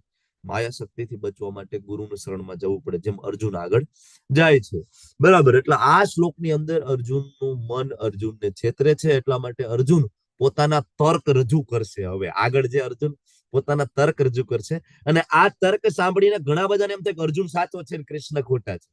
કૃષ્ણ યુદ્ધ કરાવ્યું, અર્જુનને કરવું નહોતું. ઘણા બધા આવું કે છે. અર્જુનના તર્ક એટલા બધા પાવરફુલ ને જોરદાર તર્ક છે. ઓકે, તો 27મા શ્લોકમાં એ ચર્ચા કરી અને આ યુદ્ધ ના કરવાના 4 કારણ. 28 થી લઈને 30માં કરુણા, 30 થી લઈને 35મા શ્લોકમાં કોઈ આનંદ નથી, 36 થી 38માં પાપી પ્રતિક્રિયાનો ભય, અને છેલ્લે કુળ પરંપરાનો નાશ. અને છેલ્લા જે શ્લોક છે 44 થી 46 માં અર્જુન કહી દે છે કે મારે યુદ્ધ કરવું જ નથી. 4 કારણ આપણે અહીંયા પેલા અધ્યાયમાં ચર્ચા કરીએ છીએ. ઓકે, આ શ્લોક નંબર તમને બધાને ખ્યાલ છે. લેવલ 1 માં આવે છે, લેવલ 2 માં આવે, લેવલ 3 માં આવે, બધે સેમ આવે. એટલે આપણા માટે નવું નથી. જે લોકો ભક્તિ શાસ્ત્રી ડાયરેક્ટ કરતા હોય ને એને ઘણીવાર ભક્તિ શાસ્ત્રી આપણું અઘરું લાગે, કારણ કે એને લેવલ 1 ના કર્યું હોય, 2 ના કર્યું હોય, 3 ના કર્યું હોય, સીધા આપણા ક્લાસમાં આવે તો એને અઘરું લાગે. અલગ અલગ ઇન્સ્ટિટ્યૂટમાં ભક્તિ શાસ્ત્રી થાય છે, મેં કર્યું છે. બીજા ઇન્સ્ટિટ્યૂટમાંથી પણ ભક્તિ શાસ્ત્રી મેં કર્યું છે. તો એમાં એક એક શ્લોક, એક એક શબ્દાર્થ, એક એક પ્રભુપાદના તાત્પર્યમાં જાય અને ડિટેલમાં જાય. પણ તમને હવે એ લોકો અહીંયા આવીને આપણું ભક્તિ શાસ્ત્રી જયારે એટેન્ડ કરે તો એમ થાય કે આપણે તો ઉપર જતા હોય એવું લાગે છે. પણ એને ખબર નથી કે આપણે ભગવદ્ ગીતાના 700 શ્લોક, એક એક શબ્દ પ્રભુપાદના તાત્પર્યમાં ડિટેલમાં જઈને આવ્યા છે. ક્યાં? લેવલ 2 માં. લેવલ 2 માં આપણે ખૂબ ડિટેલમાં ચર્ચા કરીએ છીએ ને. લેવલ 3 માં ચર્ચા કરીએ છીએ. લેવલ 4 માં તમે પ્રેઝન્ટેશન બનાવીને આવ્યા છો, પછી તમે ભક્તિ શાસ્ત્રીમાં આવ્યા છો. એટલે ડાયરેક્ટ ભક્તિ શાસ્ત્રી જે લોકો કરતા હોય આપણું, એને થોડુંક એવું લાગે કે આપણે ઉપર જાય છે, અથવા એને અઘરું લાગે, કારણ કે એની પાસે બેકગ્રાઉન્ડ નથી હોતું. એટલા માટે લેવલ 1, 2, 3, 4 જે કરીને આવ્યા હોય એના માટે ભક્તિ શાસ્ત્રી સરળ પડે.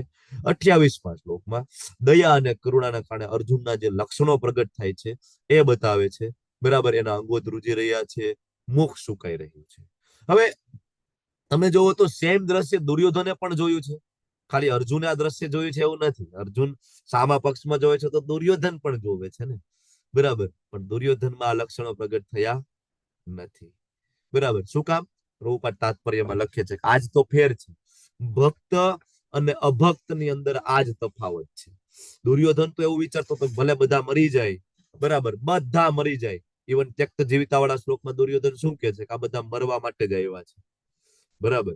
એ તો એવું જ છે કે બધા મરી જાય તો કઈ વાંધો નહીં, પણ મને રાજ્ય મળી જવું જોઈએ, હું સુખી થઈ જવું જોઈએ, બરાબર.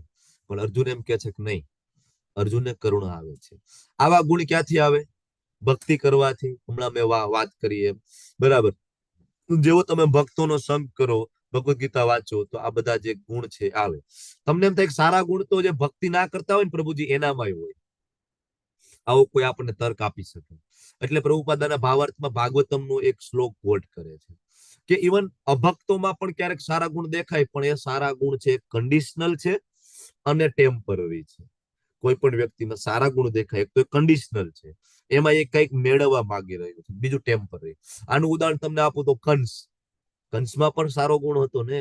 દેવકીજી વસુદેવજીના લગ્ન થયા તો કંસે શું કહ્યું? મારી બેન, હું સારથી બની જઈશ. કેટલો પ્રેમ કરતો હતો કંસ, બરાબર ને. રથ હકાલવા આગળ સારથી. તો આખા ગામ લોકો, મથુરા વાસીઓ જોતા હતા આ આવી બુદ્ધિ ક્યાંથી આવી ગઈ, આટલો બધો આ ભાઈ કઈ દીધી સુધરી ગયો, બરાબર. અને બધા જય જયકાર કરવા માંડ્યા, વાહ અમારા રાજા સુધરી ગયા. બરાબર, કારણ કે સારથી બનવું એટલે આટલી બધી વિનમ્રતા, આ કંસમાં વિનમ્રતા ક્યાંથી આવી? સારો ગુણ તો કંસમાં પણ આવ્યો, પણ જેવા આગળ ગયા અને આકાશવાણી થઈ પછી તો કે સારો ગુણ ઓન ધ સ્પોટ જતો રહ્યો અને કંસે તરત તલવાર ખેંચી લીધી. બરાબર, જે બેન માટે પોતે સારથી બનીને ગયો, પોતાની બધી ખ્યાતિ યશની બિલકુલ ચિંતા ના કરી અને એ બેનને હવે એ બેનનું ગળું કાપવા માટે રેડી. તો અભક્તોનો જે સારો ગુણ છે ને એ કન્ડિશનલ હોય છે, જ્યારે ભક્તનો સારો ગુણ છે એ કન્ડિશનલ નથી હોતો, એ નિસ્વાર્થ હોય છે. આ ફરક છે ભક્ત ને અભક્તમાં. હવે આ શ્લોકની અંદર તમે મને એ શબ્દ આપો કે જ્યાંથી તમને ખબર પડે કે અર્જુન દેહાત્મ ભાવમાં છે. શ્લોક વાંચો. દ્રષ્ટ્વેમં સ્વજનમ કૃષ્ણ યુત્સમ સમુપસ્થિતમ સિદંતી મમ ગાત્રાણિ મુખમ ચ પરિશુષ્યતિ. કયો એ શબ્દ આવ્યો કે જેનાથી તમને એવું લાગ્યું કે અર્જુન દેહાત્મ ભાવમાં હોય એવી વાત કરી રહ્યા છે? દેહાત્મ ભાવમાં એ તો ખબર છે ને તમને લોકોને, કે સમજાવી દો. જયારે આપણે શરીરને અનુલક્ષીને વાત કરીએ એને કહેવાય દેહાત્મ ભાવ. હવે આપણે એવું વિચારીએ કે ના હું શરીર નથી, હું આત્મા છું, તો એને દેહાત્મ ભાવમાં નથી એવું કહેવાય.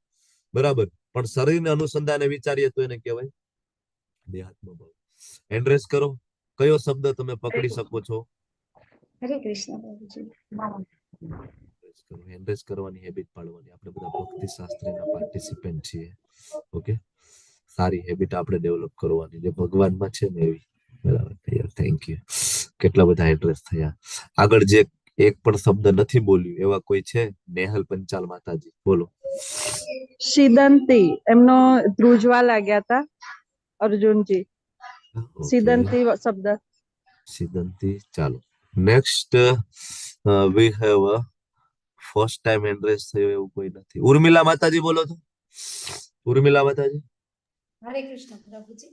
હા બોલો. દ્રષ્ટવા, ભગવાનને એની સામુ દ્રષ્ટિ કરીને જોઈને. દ્રષ્ટવેમ, ઓકે. હજી મારે થોડું હજી ક્લેરિટી જોઈએ છે. જેનો જવાબ આવી ગયો હોય એને હેન્ડ ડાઉન કરી દેવાનું, રિપીટેશન કરવાનું જ નથી. અમરીશનાથ કૃષ્ણ પ્રભુ. હરે કૃષ્ણ પ્રભુજી. ગાત્રાણી. ગાત્રાણી, ઓકે. મારે જે જવાબ જોઈએ મને નથી મળતો એટલે હું પૂછી રહ્યો છું. તમને બધાને ખ્યાલ છે, મને જવાબ મળશે એટલે હું ત્યાંથી અટકી જવાનું છું. ઓકે, દેન ધ્રુતિ પટેલ માતાજી. આનો મતલબ એવું નથી કે તમે ખોટા છો. હરે કૃષ્ણ પ્રભુજી. હરે કૃષ્ણ. પરિશુષ્યતિ. પરિશુષ્યતિ, સુકાઈ જઈ રહ્યું છે. ઓકે. સુરક્ષાબેન પટેલ.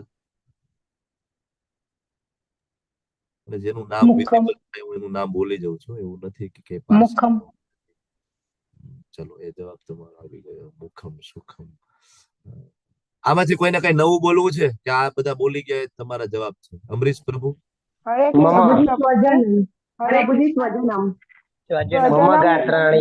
મારું શરીર. સ્વજનમ કોણ બોલ્યું? સ્વજનમ કોણ બોલ્યું? સ્વજનમ પૂનમ મંડળ. આ જવાબ છે. મેં પણ તેમનો એન્ડ્રેસ રાખ્યો છે પ્રભુજી સ્વજનમ બોલવા માટે. હરે કૃષ્ણ પ્રભુજી. તો જેના મનમાં સ્વજનમ છે, મારા મિત્રો અને મારા સ્વજનો. હા, હું તો કઈ પરમાત્મા એટલે હું શરીર નથી, આત્મા છું. એટલે જો એને ઈ વસ્તુ થાય તો એ દેહાત્મ ભાવમાં આવી ગયા છે. તો જેના મનમાં પરમાત્મા શબ્દ હતો એ બધા સાચા છે, અને બીજા બધા જવાબ આપ્યો છે એ પણ સાચા છે, કારણ કે કૃષ્ણ ભાવનામૃતમાં કઈ ખોટું હોતું નથી. અહીં બધું જ સાચું છે. તો પરફેક્ટ આન્સર છે સ્વજનમ. અર્જુન એમ કે છે કે હું મારા સ્વજનોને જોઈ લઉં. આનો મતલબ તો એવો થયો કે અર્જુનના આયા સ્વજનો છે, મતલબ અર્જુનના કોઈ પરાયા પણ છે. બરાબર, મારા છે તો અર્જુનના પરાયા પણ છે. અને જયારે મારું અને પરાયું, મારા છે અને એ મારા નથી, આ જયારે વાત થાય ત્યારે એ ચેતના ભૌતિક ચેતના કહેવાય. કારણ કે બધા જ કૃષ્ણના બાળકો છે, એક જ પિતાની સંતાન છે. બરાબર, કોણ દોસ્ત ને કોણ દુશ્મન. એટલે અર્જુન આયા આત્માના લેવલથી જોતા નથી. 29મા શ્લોકની અંદર વેપતુશ્ચ શરીરે મે રોમ હર્ષશ્ચ જાયતે ગાંડીવમ સંતૃપ્તે હસ્તાત ત્યક્તેન પરિદહ્યતે. તો સમગ્ર શરીરમાં અર્જુનના શરીરમાં કંપ થતો હતો, રોમાંચ થઈ રહ્યો હતો. પ્રભુપાદ તાત્પર્યમાં રોમાંચના 2 પ્રકાર લખે છે. એક તો આધ્યાત્મિક પરમાનંદ જ્યારે હોય ત્યારે પણ રોમાંચ થાય. લાઈક ચૈતન્ય મહાપ્રભુ જ્યારે જગન્નાથપુરીમાં જગન્નાથજીના દર્શન કર્યા, શરીરમાં એવો રોમાંચ થયો કે ત્યાં ઢળી પડ્યા. એવું તો કેટલી વખત થયું. બીજું રોમાંચ ત્યારે પણ થાય જ્યારે અતિશય ભય આવે. લેવલ 2 ના શબ્દ હું તમને કહી રહ્યો છું. અતિશય ભય લાગે ત્યારે પણ રોમાંચ આવે, શરીર ધ્રુજ. જે લોકોએ 26 જાન્યુઆરી 2001 ના ભૂકંપ ના દર્શન કર્યા છે બધાને ખબર છે. જેવી ધણધણાટી થઈ, બરાબર ને, તો શરીરમાં ધણધણાટી થઈને બધા ભાગી ગયા હતા. અબજો રૂપિયાના બંગલાઓ મૂકી અને રોડ ઉપર ટેન્ટ બાંધીને આપણે લોકો રહ્યા છીએ. ત્યારે પણ આપણા શરીર ધ્રુજતા હતા. અને આજે કોરોનામાં કેટલાના શરીર ધ્રુજવા માંડે છે. રિપોર્ટ પોઝિટિવ ખાલી આપે ને લેબોરેટરી વાળા, ત્યાં શરીર ધ્રુજતું હોય છે. અતિશય ભય અને એક આધ્યાત્મિક પરમાનંદ, આ 2 કારણે રોમાંચ થઈ શકે છે. આગળના શ્લોકમાં તમે જુઓ તો અર્જુન ના અમુક દિવ્ય ગુણ પણ કહ્યા, જે મેં વાત કરી હતી કે ભાઈ ભક્ત અને અભક્ત ના લક્ષણોની વાત કરી. તો ત્યાં આપણે વાત કરી કે ભાઈ ખરેખર કરુણા કોનામાં હોય, તો કહ્યું ભાઈ અભક્ત હોય એને કરુણા આવે. મતલબ અર્જુનમાં એ દિવ્ય ગુણો કહ્યા છે. અને અહીંયા અર્જુન ભૌતિક ભયમાં છે. એટલે ઘણી વખત આ સ્ટેટમેન્ટ આપણને વિરોધી લાગે છે. ક્યાંક પ્રભુપાદ અર્જુનને હાઇલાઇટ કરી રહ્યા છે અને દિવ્ય ગુણોની વાત કરે છે. ક્યાંક પ્રભુપાદ એવું વાત કરે છે કે અર્જુન તો એ દેહાત્મ ભાવમાં છે, એની ચેતના ભૌતિક છે. આવું આપણને વિરોધી સ્ટેટમેન્ટ તમે વારંવાર વાંચશો તો તમને એવું લાગશે કે પ્રભુપાદ કેમ આમ અલગ અલગ જગ્યાએ અર્જુન વિશે અલગ અલગ. પણ પ્રભુપાદ અર્જુનને સેન્ટરમાં રાખીને 2 અલગ અલગ એંગલ સમજાવી રહ્યા છે. દિવ્ય અને ભૌતિક 2 વસ્તુ આપણને સમજાવી રહ્યા છે.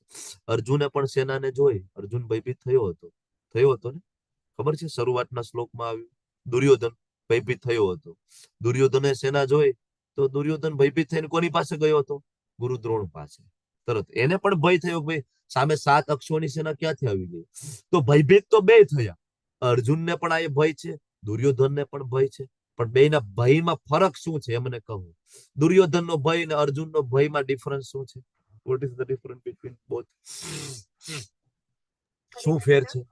હરે કૃષ્ણ. દુર્યોધનનો જે ભય છે પ્રભુજી, ઈ એના હારની કારણની બીક છે, એના માટે છે. અને અર્જુનનો જે ભય છે એને પોતાના સ્વજનને હણવા માટેની જે એક પ્રકારની એને દયા આવે છે, અને પછી આગળની જે પરિસ્થિતિનું પરિણામ આવે છે ઈ વિચારીને એને થાય છે, ઈ ભય છે. હરે કૃષ્ણ. બેના ભય છે, બરાબર. હવે એક જે ભય છે દુર્યોધનનો, એ ભય લોભના કારણે છે. લોભ, હું બધું પચાવી પાડું. અને જ્યારે અહીંયા અર્જુનનો ભય છે એ કરુણાના કારણે છે. તો તમે મને કહો કે આમાંથી કયો ભય છે ભૌતિક છે?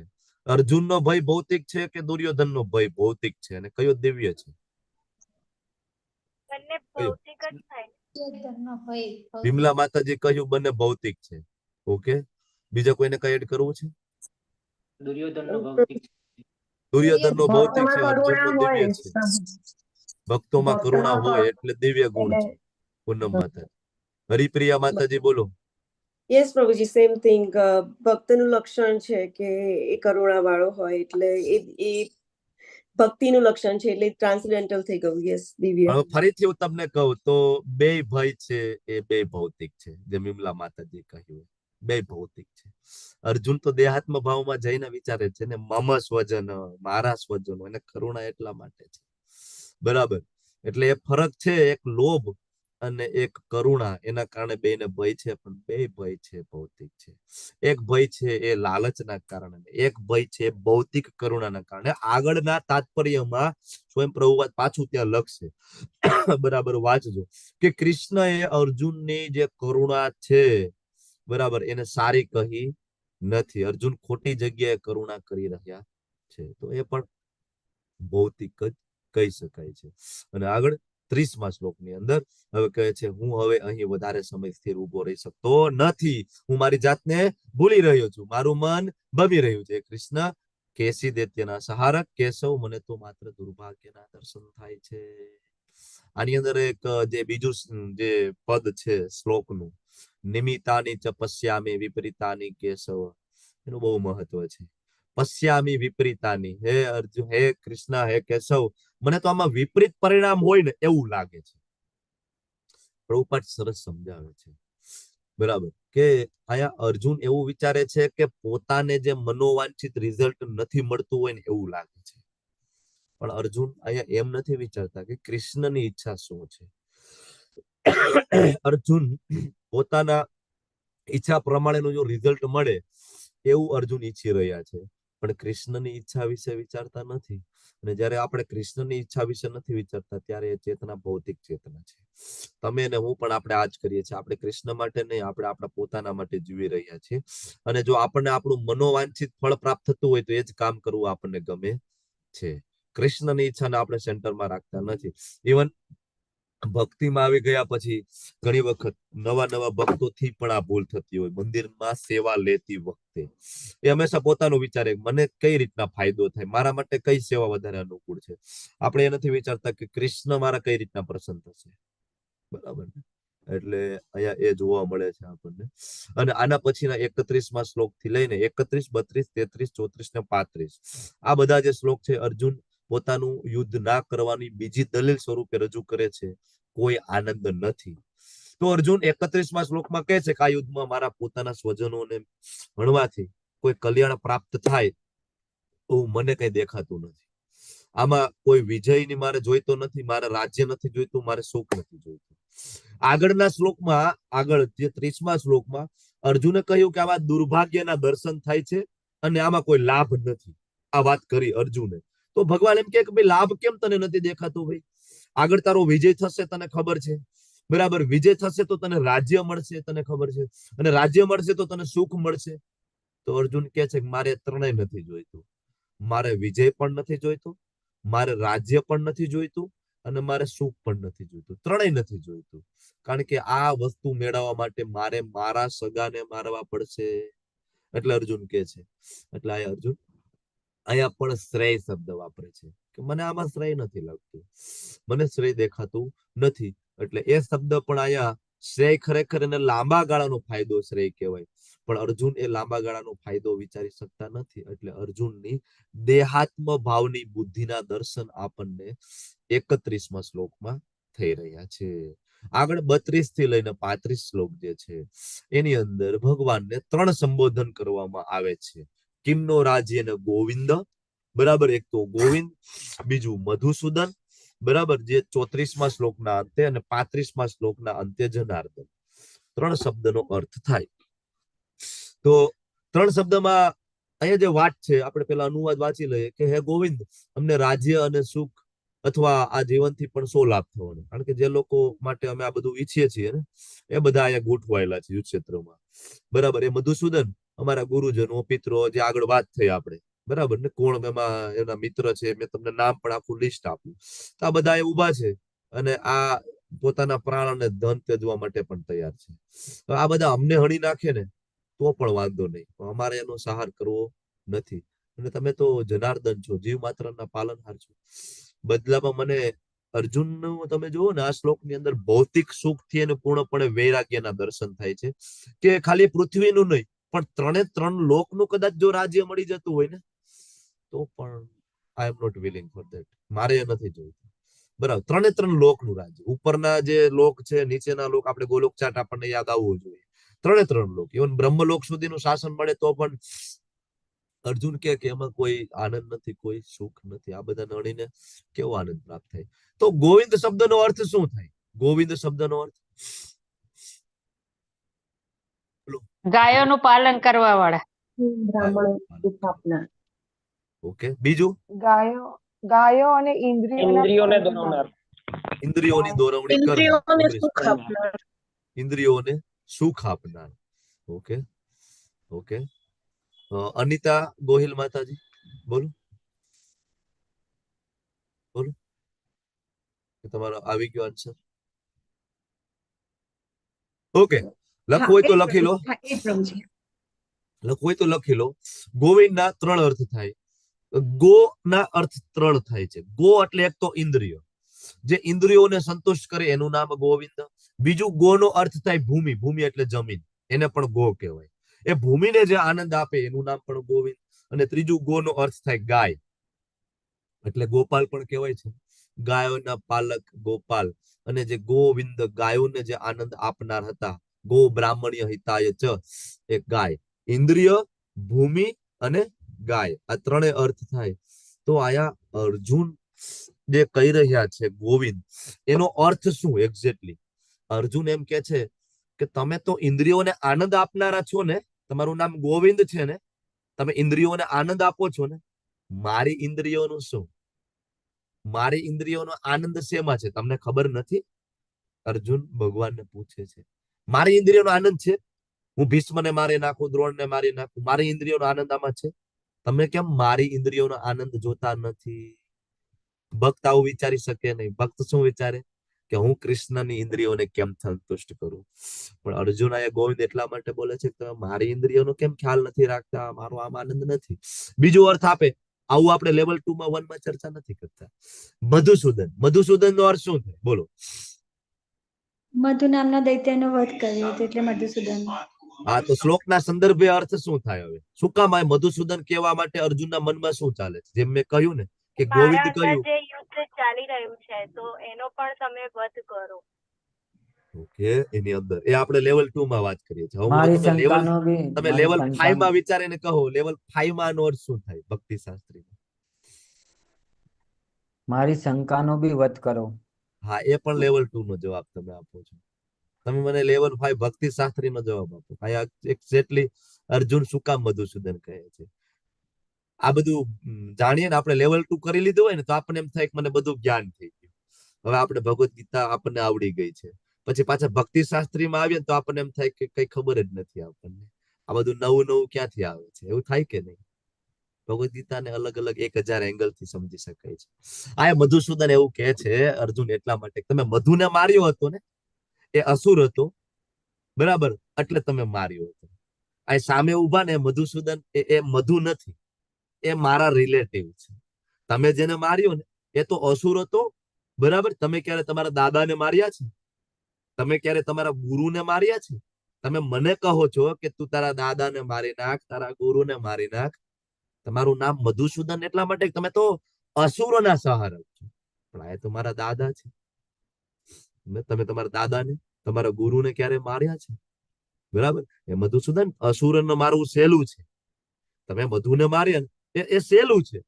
તમે તમારા દાદાને ક્યારેક મારી જો તો અઘરું લાગે, એ વેરી ડિફિકલ્ટ છે. એટલા માટે અર્જુનના મનમાં આ ચાલે છે. અર્જુન તર્ક કરી રહ્યા છે. આ બધા અર્જુનના કૃષ્ણ સાથેના તર્ક ચાલી રહ્યા છે. હા, હરિપ્રિયા માતાજી બોલો.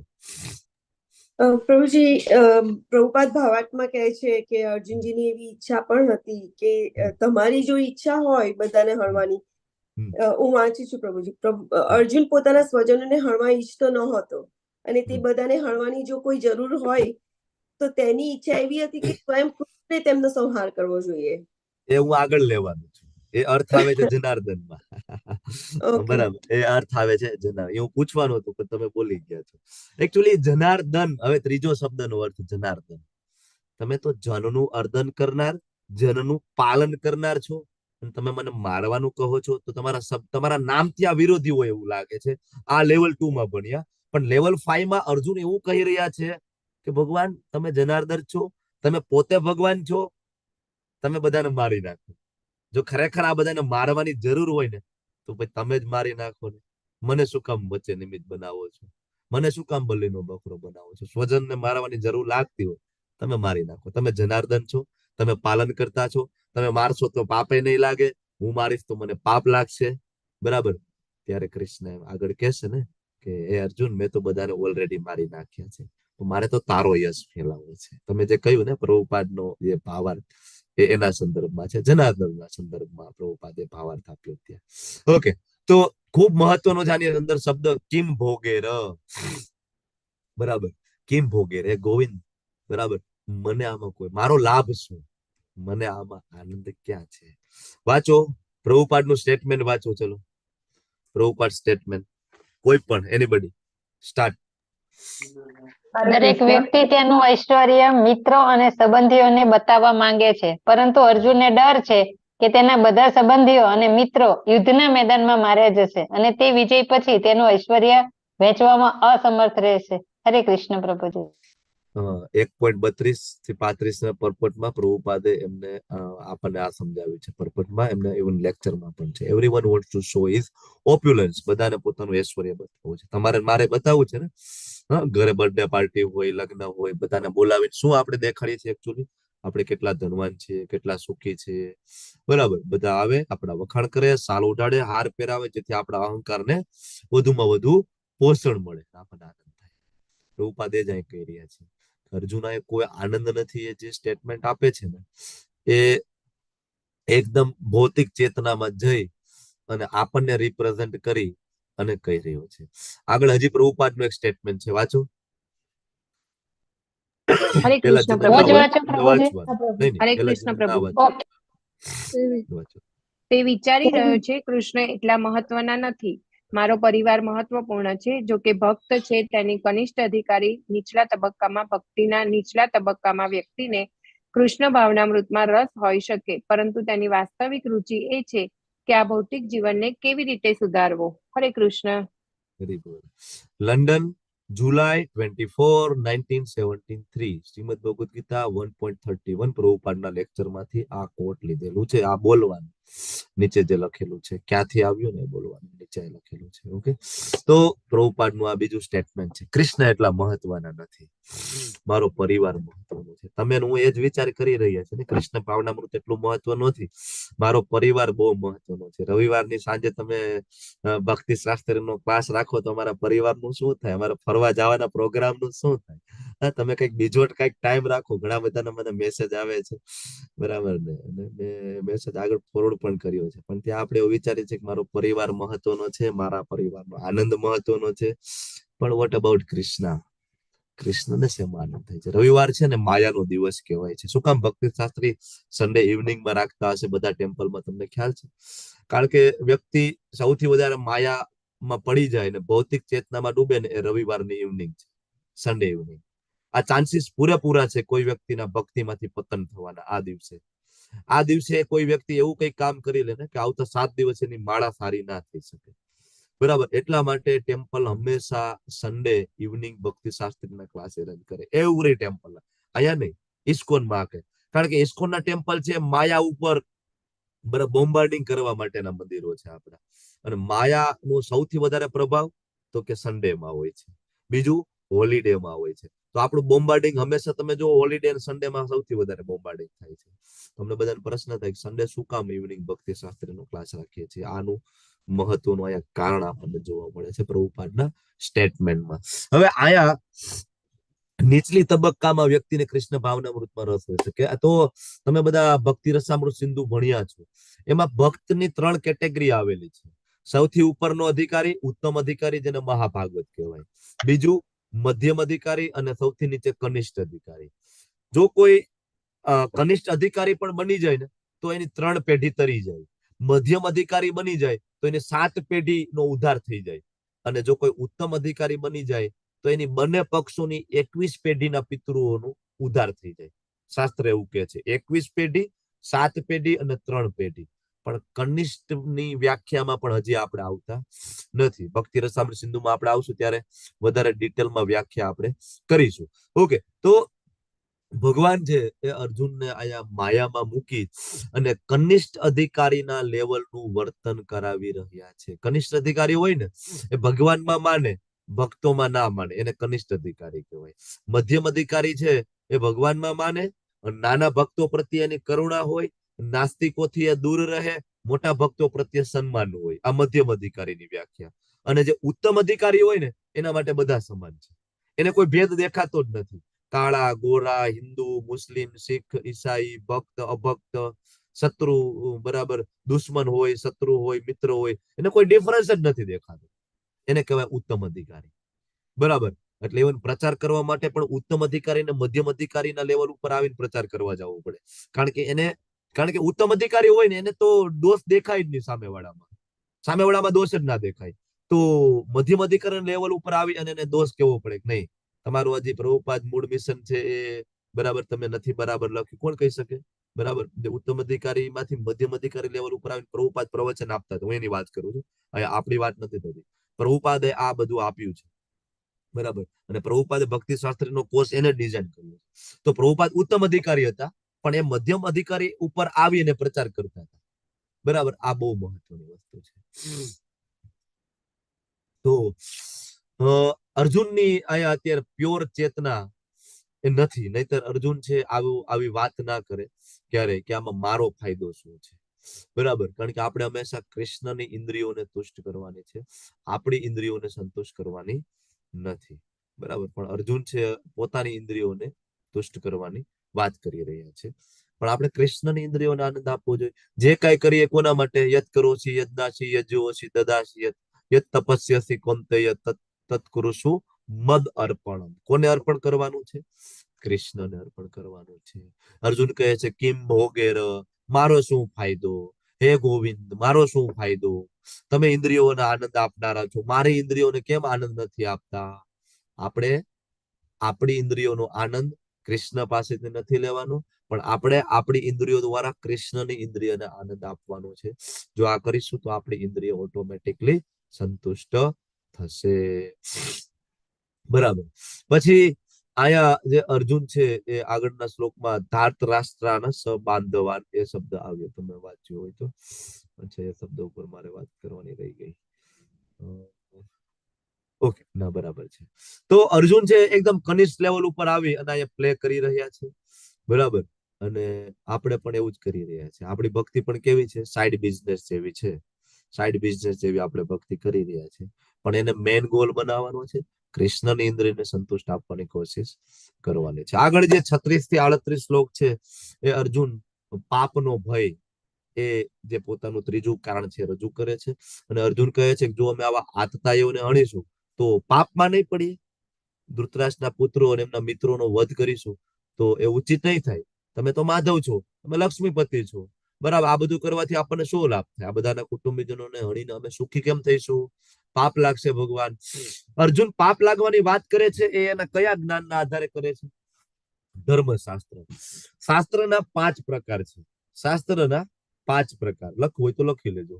5 પ્રકારના શાસ્ત્ર છે ને અર્જુનને 5 પ્રકારના શાસ્ત્રનું જ્ઞાન છે, એટલે અર્જુન કન્ફ્યુઝ છે. પહેલા નંબરનું શાસ્ત્ર અર્થશાસ્ત્ર. બરાબર. જેને નીતિશાસ્ત્ર પણ કહેવાય. બીજું શાસ્ત્ર છે કામશાસ્ત્ર. ત્રીજું શાસ્ત્ર છે એ ધર્મશાસ્ત્ર. ચોથું શાસ્ત્ર છે એને જ્ઞાન શાસ્ત્ર અથવા મોક્ષ શાસ્ત્ર કહેવાય. અને 5મું શાસ્ત્ર છે એને ભક્તિ શાસ્ત્ર કહેવાય. આ 5 શાસ્ત્ર છે એમાં સૌથી નીચલી કક્ષાનું શાસ્ત્ર આપણે કહી શકીએ તો અર્થશાસ્ત્ર છે, નીતિશાસ્ત્ર છે. અને સૌથી શ્રેષ્ઠ કોઈ શાસ્ત્ર હોય તો એ ભક્તિ શાસ્ત્ર છે. અર્થશાસ્ત્ર મુજબ અર્થશાસ્ત્રમાં એવું કહ્યું છે કે નીતિપૂર્વક ઈમાનદારીપૂર્વક કાર્ય કરવાનું.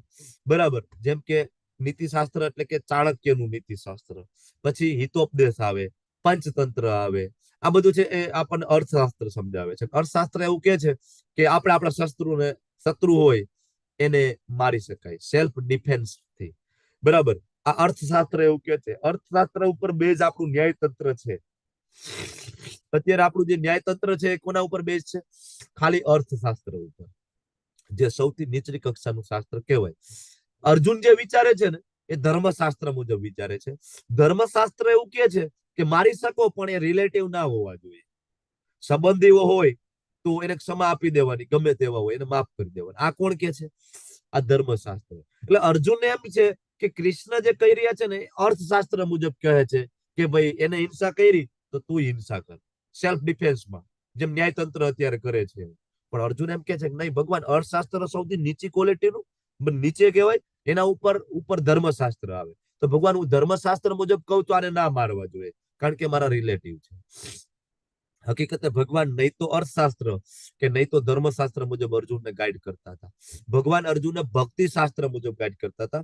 ભગવાને કહ્યું કે તું મારા શરણે આવી જા, સર્વ ધર્માન પરિત્યજ્ય મામ એકમ શરણમ વ્રજ. હું જે બોલું છું એ ધર્મ છે. સૌથી ઉપરનું જે લેવલનું જ્ઞાન છે ભક્તિ શાસ્ત્ર, જે ભગવાન સ્વયં બોલી રહ્યા છે. તો અર્જુન એમ કહે છે કે ભગવાન બરાબર આ બધા આતતાઈઓ છે. બરાબર. કૃષ્ણ એમ કહે છે કે અર્જુન પણ તું એમ કહે છે કે ધર્મશાસ્ત્ર મુજબ આ લોકો ના મારવો જોઈએ, પણ એ આતતાઈ છે. અને આતતાઈઓનો વધ કરવા માટેનું તો વૈદિક શાસ્ત્રોમાં વર્ણન છે. 6 પ્રકારના આતતાઈઓ વાંચો તાત્પર્યમાંથી, યાદ હોય તો મોઢે બોલો. 6 પ્રકારના આતતાઈઓ કયા છે?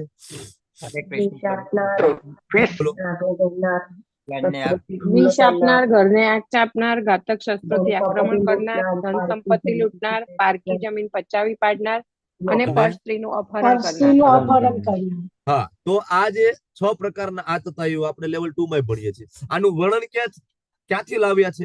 તો કે મનુસ્મૃતિ 8.350 મનુસ્મૃતિમાં આવેલું છે. 6 પ્રકારના આતતાઈઓનો વધ કરવો જોઈએ એનો રેફરન્સ ક્યાંથી પ્રભુપાદ લાવ્યા છે?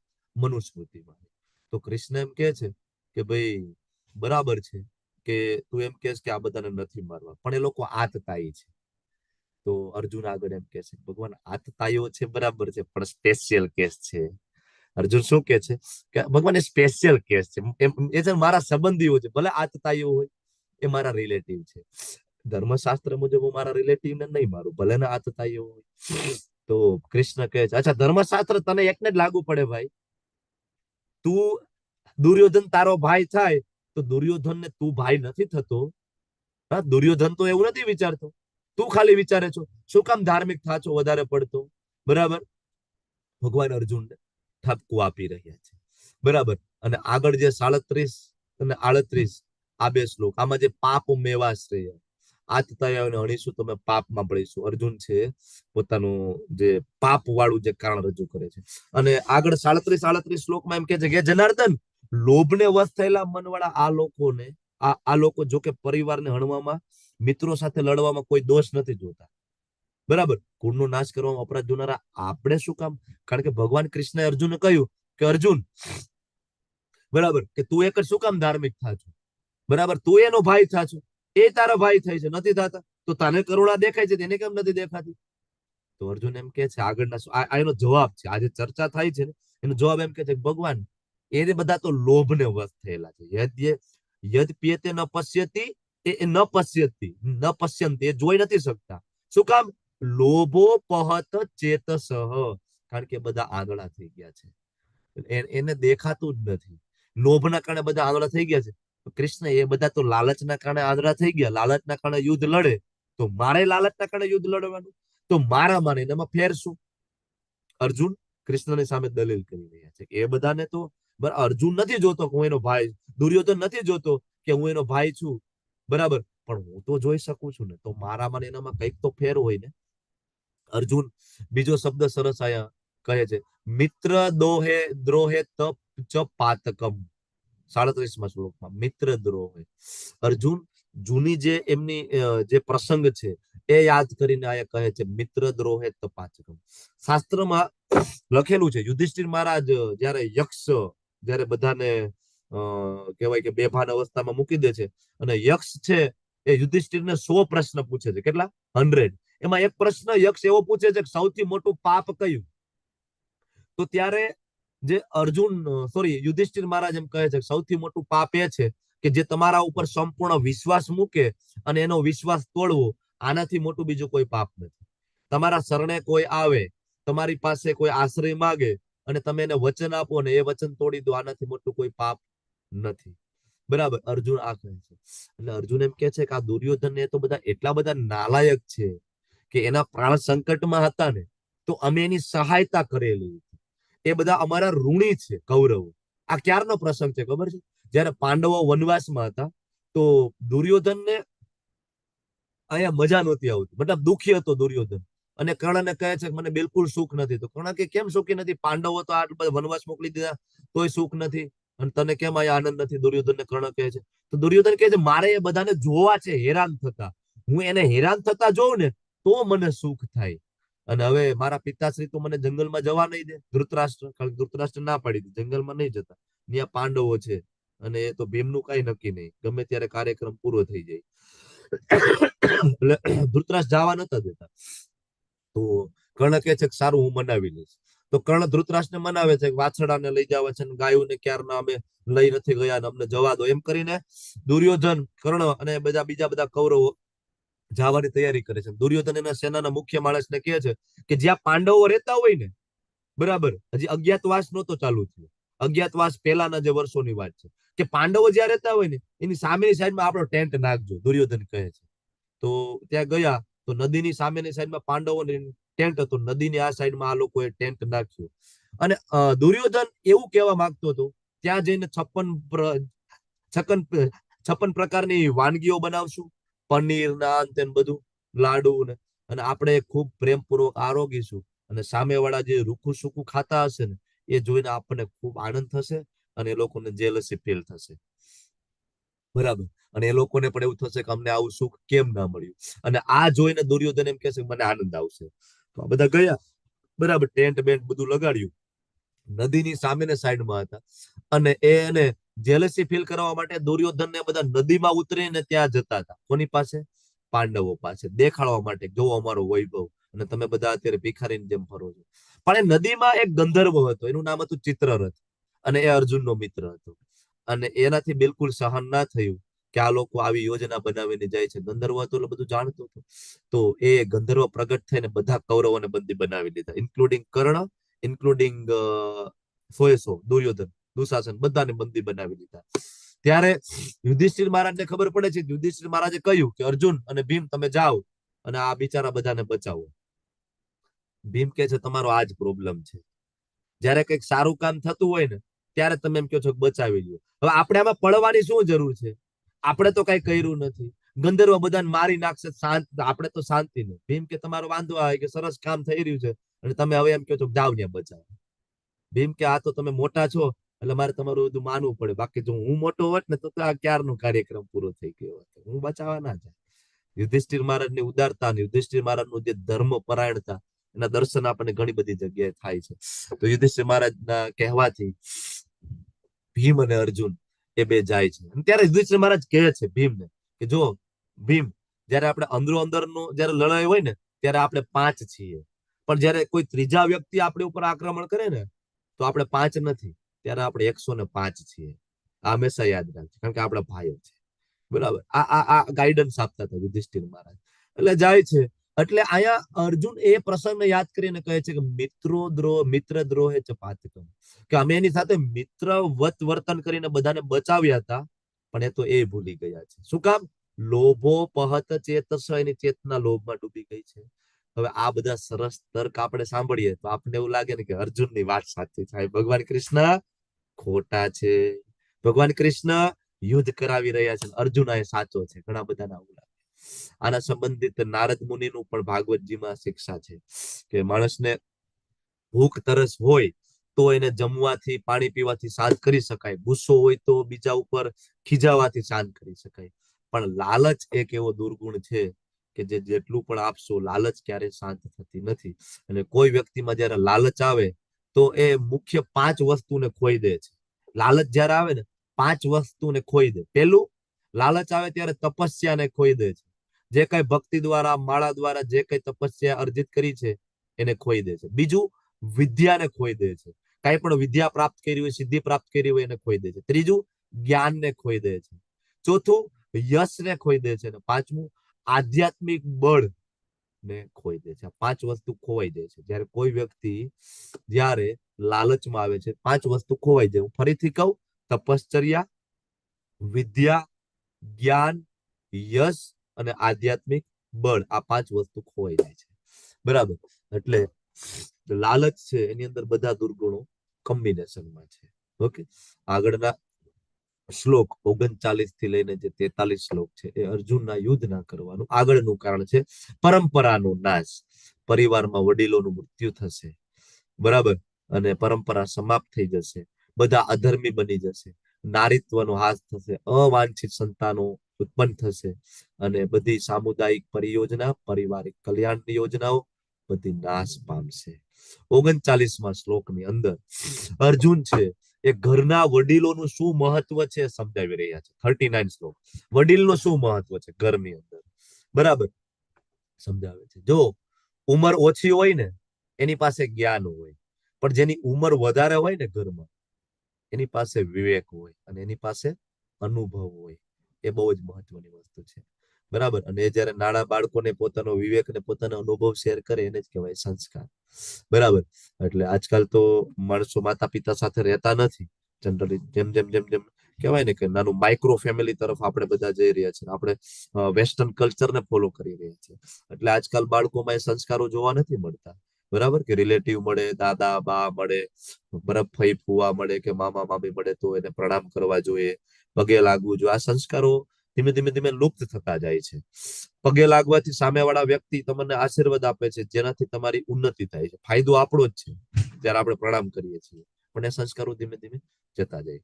થોડોક વાક છે એ આજકાલના વૃદ્ધોનો પણ છે, કારણ કે વૃદ્ધો પાસે એવું કઈ છે જ નહીં દેવા માટે. વૃદ્ધો પાસે એ હોવું જોઈએ ને અનુભવ, એ છે જ નહીં. બરાબર, એવું કોઈ જ્ઞાન નથી, ભગવદ ગીતા ભાગવતમનું જ્ઞાન પણ નથી. બરાબર, તો એ બહુ મહત્વનું છે કે વૃદ્ધ થતાની સાથે સાથે તમારી પાસે જ્ઞાન હોવું જોઈએ શાસ્ત્રનું, અને તમે એક સારા માર્ગદર્શક બની શકવા જોઈએ. એ પણ બહુ મહત્વનું છે.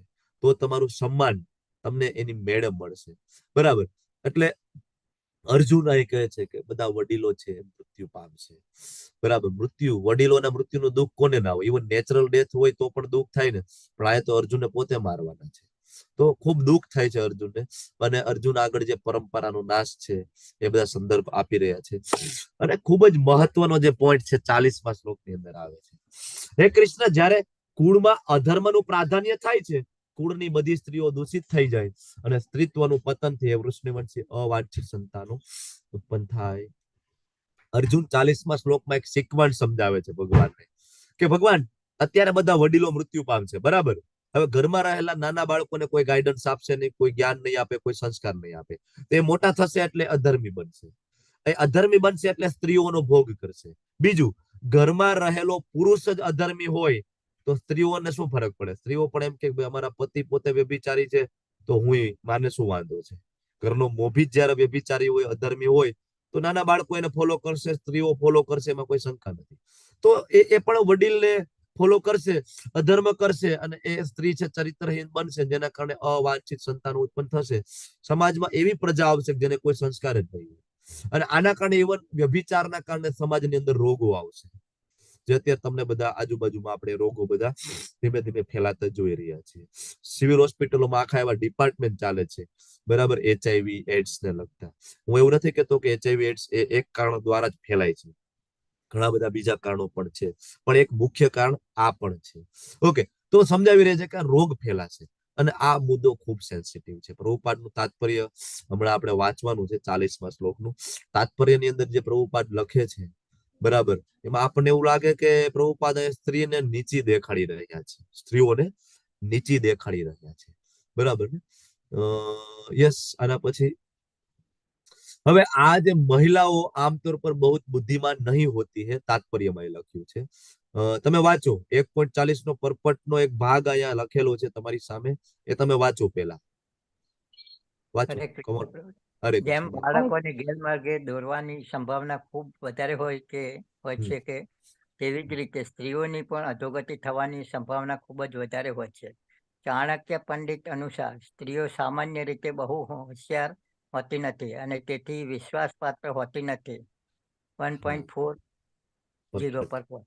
હા, બરોબર. શિલ પ્રભુપાદ આ વાંચે ને તો ઘણા બધાને એમ થાય પ્રભુપાદ આવું કેમ લખ્યું. ખાસ તો મારા વહાલા બધા માતાજીઓને એમ થાય કે આવું પ્રભુપાદે કેમ લખ્યું હશે? સ્ત્રીઓ બુદ્ધિશાળી નથી હોતી, સ્ત્રીઓ વિશ્વાસ પાત્ર નથી હોતી, આવું આપણને થાય ને.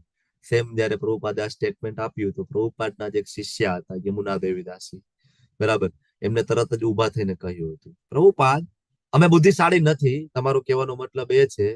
તો પ્રભુપાદ કે આ વાત સાચી છે, તમે બુદ્ધિશાળી નથી અને તમે વિશ્વાસુ પણ નથી. ક્યાં સુધી? જ્યાં સુધી તમે તમારી જાતને સ્ત્રી માનતા હોય ત્યાં સુધી.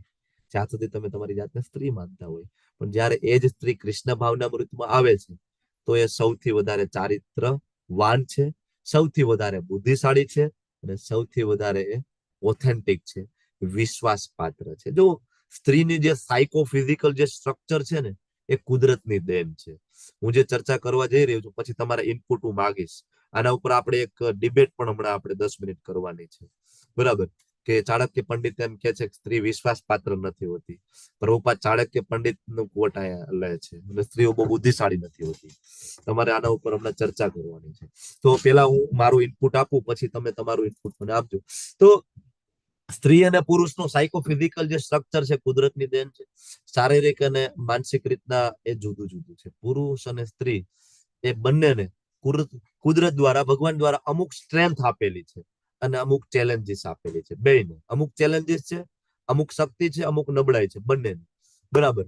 અને તમે જુઓ સ્ત્રીઓ છે એનો જે સ્વભાવ અહીંયા લખ્યું છે કે બહુ બુદ્ધિશાળી નથી, પણ સ્ત્રીઓનો એક સ્વભાવ છે કરુણા, માતૃત્વ, મમતા, અને એ સ્વભાવના કારણે સ્ત્રીઓ ભક્તિમાં જલ્દી આવી જાય છે, આપણી મુવમેન્ટમાં જલ્દી આવી જાય છે. ઇવન એ ભક્તિ શાસ્ત્રીના ક્લાસમાં તમે જોવો તો સૌથી વધારે સ્ત્રીઓ છે. સેવામાં જો કોસ્ટમાં કે તમે ડાકોર યાત્રામાં ગયા તો વધારે પડતી સ્ત્રીઓ માતાજીઓ સેવામાં હતી, કારણ કે એની એક શક્તિ છે કરુણા. બરાબર. તો વિશ્વાસ કરી લેવો જલ્દીથી. સ્ત્રીઓ છે જલ્દીથી વિશ્વાસ કરી લે. સ્ત્રીઓને તમે સમજાવો માતાજીઓ કે કૃષ્ણ ભગવાન છે, સ્ત્રીઓ છે ભગવાન માટે જીવ આપવા માટે સમર્પિત થઈ જાય, તરત જ કૃષ્ણને પુત્ર તરીકે, પ્રેમી તરીકે, પિતા તરીકે તરત પ્રેમ કરી શકે. પણ પુરુષ હોય તો પુરુષ છે લોજિક વાપરે. ક્યાં લખ્યું છે, કોને કીધું છે? હવે એ ક્વોલિટી પણ એક કન્ટેન્ટમાં એ જરૂરી છે.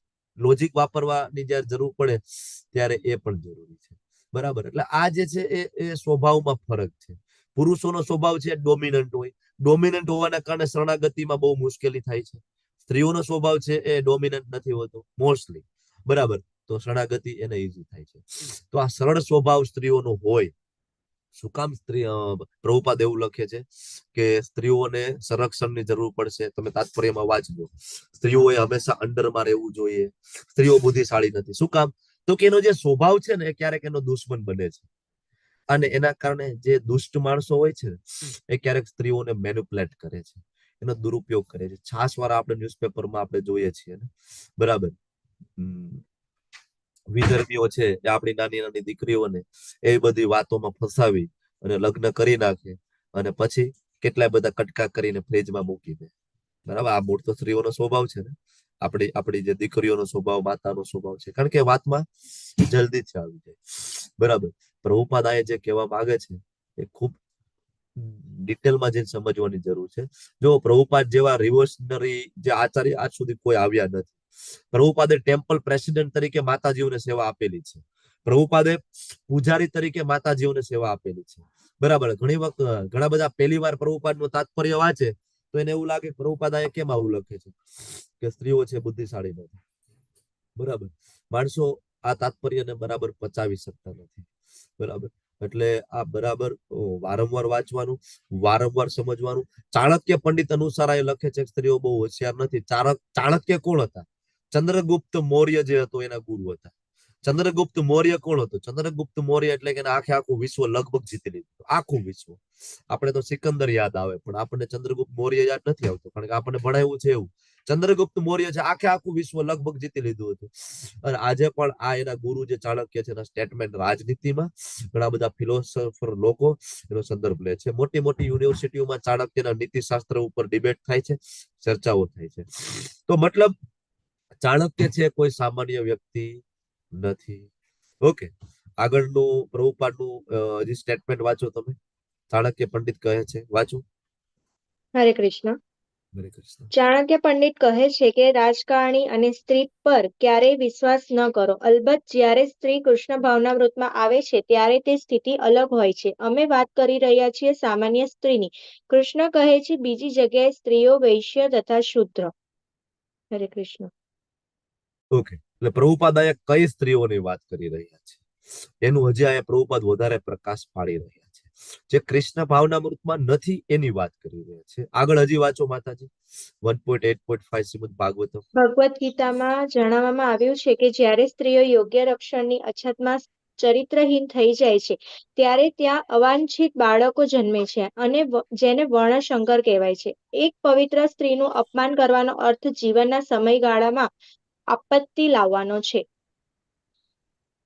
પ્રભુપાદ જોરદાર સ્ટેટમેન્ટ આપે છે. સ્ત્રીઓની શું પોઝિશન છે, સ્ત્રીઓનું શું સન્માન આપવું જોઈએ એ બધી વાત કરે છે. પણ અહીંયા રક્ષણ માટેની વાત છે. સ્ત્રીઓને રક્ષણ એટલા માટે આપવાની વાત છે કારણ કે બાળક જેટલા સુકોમળનો સ્વભાવ છે. ઓકે. તો આ બધી ચર્ચા થઈ. આઈ હોપ કે આ પોઈન્ટ થોડોક તમને ક્લિયર થયો હશે કે પ્રભુપાદાએ જે વાત કરી છે સ્ત્રીઓ બુદ્ધિશાળી નથી, સ્ત્રીઓને રક્ષણ આપવાની જરૂર છે. આ બધી વાત પ્રભુપાદ કરી રહ્યા છે એ સ્ત્રીઓની વાત કરી રહ્યા છે જે ખરેખર કૃષ્ણ ભાવનામૃતમાં નથી. બાકી એક વખત કોઈ કૃષ્ણ ભાવનામૃતમાં આવે તો એની જે બુદ્ધિ છે એ શાર્પ થઈ જાય, પછી એને ખબર પડી જાય કે મારે શું કરવાનું છે, શું નથી કરવાનું. એટલે પ્રભુપાદને આપણે મિસઅન્ડરસ્ટુડ કરવા જોઈએ નહીં. Open for all for discussion. તમે લોકોએ 5 મિનિટનો તમને સમય મળશે, તમે લોકો વાંચો પ્રભુપાદનું તાત્પર્ય 40મા શ્લોકની અંદર, અને પછી આપણે આપણે બ્રેકઆઉટ રૂમ બનાવીશું. હરે કૃષ્ણ બ્રેકઆઉટ રૂમ. પ્રભુ. હરે કૃષ્ણ. ઇન્ટરપ્ટ કરીશ થોડું. આમાં હવે એટેન્ડન્સ લિંક નાખી દઉં. લખી દો. અને ઘણા લોકોના વિડીયો મને ઓફ દેખાય છે, 4-5 જણા, તો તમે જરા કહી દેજો. Yes help yes, video on રાખો, ઇટ ઇઝ કમ્પલસરી. ભક્તિ શાસ્ત્રી તમે કરી રહ્યા છો. રાધિકા સીતા માતાજી, દેન નૈના માતાજી, તૃપ્તિ પટેલ માતાજી. ઓકે, એનો બીજો 2 આઈડી માંથી લોગિન છો તમે. ઓકે, હરે દેન કૃષ્ણ પ્રભુજી. કિંજલ કોડી સોરી. માતાજીનો તો ઓડિયો વિડિયો બને બંધ છે, તો તમે કઈ અમે બોલીએ છીએ સાંભળતા પણ નથી, તમારો વિડિયો પણ બંધ છે. કિંજલ માતાજી, ખાલી એટેન્ડન્સ માટે તમે જોઈન થયા છો. ઓકે, તો હરે કૃષ્ણ પ્રભુજી. સોરી. યસ તૃપ્તિ માતાજી. પ્રભુજી, મારું બીજું એટલે છે કે મારા લેપટોપમાં કદાચ અટેન્ડન્સ ના થાય એટલે મેં બીજું જોઈન કર્યું. નો પ્રોબ્લેમ માતાજી, નો પ્રોબ્લેમ, ડોન્ટ વરી. તો તમે લોકોને 5 મિનિટનો સમય મળે છે. હા એક્ઝેક્ટ પ્રભુજી, 7 વાગ્યા છે. હરે કૃષ્ણ પ્રભુજી, મેં પણ બીજું જોઈન કરેલું છે, કદાચ લેપટોપમાં નો નથી. પ્રોબ્લેમ, નો પ્રોબ્લેમ. 5 મિનિટ, 7 અને 7 ને 5 મિનિટ તમારું રીડિંગ ટાઈમ પૂરો થશે. 7 ને 5 મિનિટે બ્રેકઆઉટ રૂમ ઓપન થશે, બરાબર. અને 2 જ રૂમ બનાવવામાં આવશે. 2 રૂમની અંદર તમારે એક સારું, તમે વાંચી લો પહેલા, ચાલો, પછી બ્રેકઆઉટ રૂમની ચર્ચા પહેલા હું તમને સમજાવી દઈશ.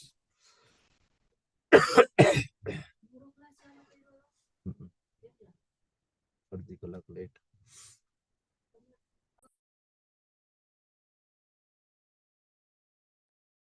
જે લોકોને બ્રેક ની જરૂર હોય એ લોકો બ્રેક લઈ શકે છે. 5 મિનિટ પ્રભુજી, બ્રેક. પ્રભુજી શેનું એ કરવાનું હતું? 1.40 આપણે વાંચવાનું 40 1.40 વાંચવાનું, તાત્પર્ય વાંચવાનું છે. ઓકે. પ્રભુપાદનું જે સ્ટેટમેન્ટ, સ્ત્રીઓ ઉપરનું જે સ્ટેટમેન્ટ છે એના ઉપર તમારે વાંચવાનું છે. 7 ને 5 રીડિંગ ટાઈમ તમારો ઓવર થશે ને આપણે બ્રેકઆઉટ રૂમ તરફ આગળ વધીશું. હરે કૃષ્ણ પ્રભુજી. હરે કૃષ્ણ. પ્રભુજી, એક રિક્વેસ્ટ કરવાની હતી. બોલો. પ્રભુજી, આપણો જે 5 થી 7 નો ટાઈમ છે, તો એનાથી સહેજ વધારીને 4 થી કરી શકાય? કારણ કે છે ને 7 વાગ્યા પછી અમારે ટેમ્પલ પ્રોગ્રામમાં જવાનું હોય સેપરેટ છે, તો બહુ ડિસ્કશન છે પ્રોબ્લેમ થાય માતાજી. છે. તમે કહેશો એટલે બધાની ડિસ્કશન ચાલુ થશે, ક્લાસ સાઈડમાં રહી જશે. સેપરેટ ડિસ્કશન તો તમને પર્સનલ મેસેજ એના માટે મોકલજો. એના માટે મારે ફોરવર્ડ કરવું પડે, કારણ કે આ ટાઈમ શેડ્યુલ એ હું પર્સનલી નક્કી કરી શકતો નથી. હું પણ આ ટાઈમ શેડ્યુલને બાધ્ય છું. મને પણ ટાઈમ સ્લોટ આપવામાં આવે, એ ટાઈમ સ્લોટમાં મારે ક્લાસ લેવાનો છે. એટલે પછી 7 પછી ટાઈમ ખેંચાય છે એવી ને, તો બધું મેનેજ નથી થતું, એવું થાય. એવી તમારી સેવા છે ને, એ સેમ સેવા મારી છે. તમને પોતાની ખ્યાલ છે હું કેટલો ટેમ્પલ સાથે એટેચ છું, તો હું વધારે સમજી શકું છું. Okay, Hare Krishna. Please a, reading આ આરાધિકા સીતા દેવી દાસી, મેં અમને જોયા નથી ને તમારે લિસ્ટ આપ્યું એમાં પણ મારે આવ્યા નથી, તો મને આઈડિયા હરે નથી. હરે માતાજી કૃષ્ણ માતાજી.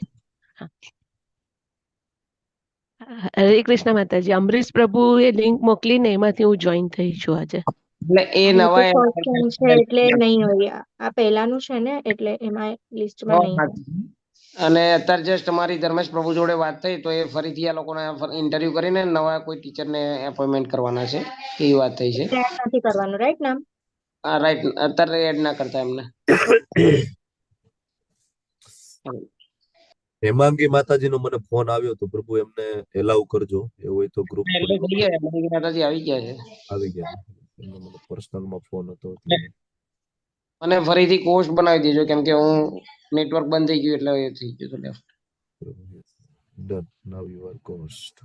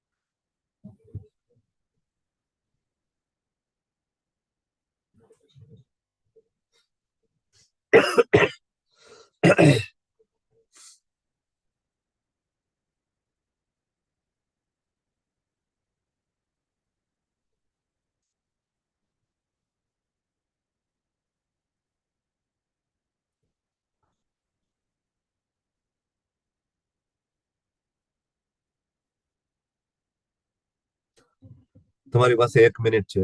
રીડિંગ ટાઈમ તમારો હમણાં પૂરો થાય છે. 2 રૂમ હું જનરેટ કરું છું, રૂમ 1 અને રૂમ 2, બે જ રૂમ.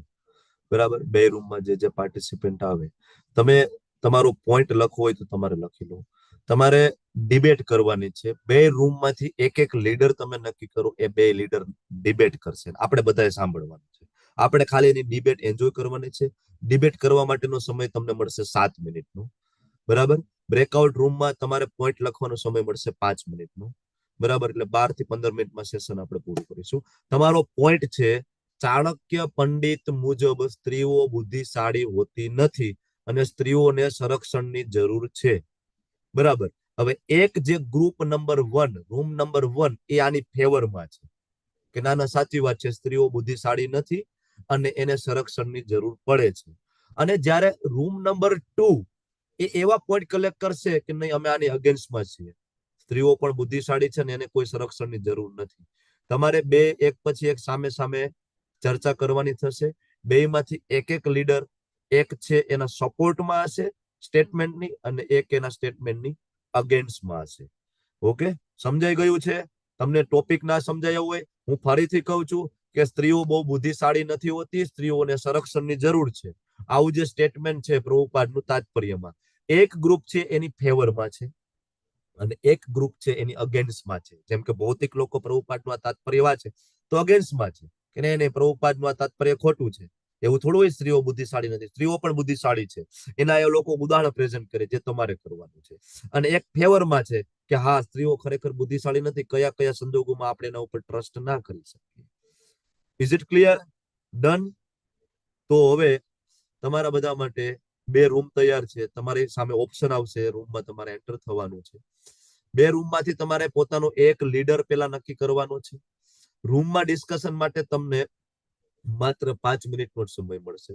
5 મિનિટમાં ખાલી પોઈન્ટ લખવાના રહેશે. એટલે બે કરીને 5 મિનિટને વેસ્ટ નહીં કરતા, બહુ વ્યવસ્થિત રીતના પોઈન્ટને ડિસ્કસ કરજો. પછી એવું નહીં કહેતા કે સમય ઓછો પડે છે. 5 જ મિનિટનો સમય તમને ત્યાં મળવાનો છે. વિમલા માતાજી. હરે કૃષ્ણ પ્રભુજી. તો તમે રૂમ 1 અને રૂમ 2 એને એક કહેશો ને કે રૂમ 1 માં આ ડિસ્કશન ને રૂમ 2 માં નહીં, તો એવું ના થાય કે બંને રૂમમાં એક જ મેં કહી ડિસ્કશન. દીધું ને, રૂમ 1 છે સપોર્ટ ગ્રુપ છે, ઓકે, મારે રૂમ કોલ 2 આવ્યો છે, એટલે મને ખ્યાલ ના આવ્યો. હા, રૂમ 1 છે સપોર્ટ ગ્રુપ છે કે નહીં પ્રભુપાદ સાચા છે. રૂમ 2 છે અગેન્સ્ટમાં છે કે નહીં, આ સ્ટેટમેન્ટ ખોટું છે, સ્ત્રીઓ બુદ્ધિશાળી ના હોય એવું કોણે કહ્યું? સમજી ગયા છો? રૂમ 2 વાળાએ અગેન્સ્ટ જવાનું છે, એ ચર્ચા કરીને પોઈન્ટ લખો. રૂમ વાળા ફેવરમાં છે એ પોઈન્ટ લખો. રૂમ 1, રૂમ 2 અને ઓપન ફોર ઓલ. ચાલો, આ તમારા સામે મેસેજ પોપઅપ થયો છે. તમને જે રૂમ મળ્યો છે એમાં જોઈન કરો. Come on fast.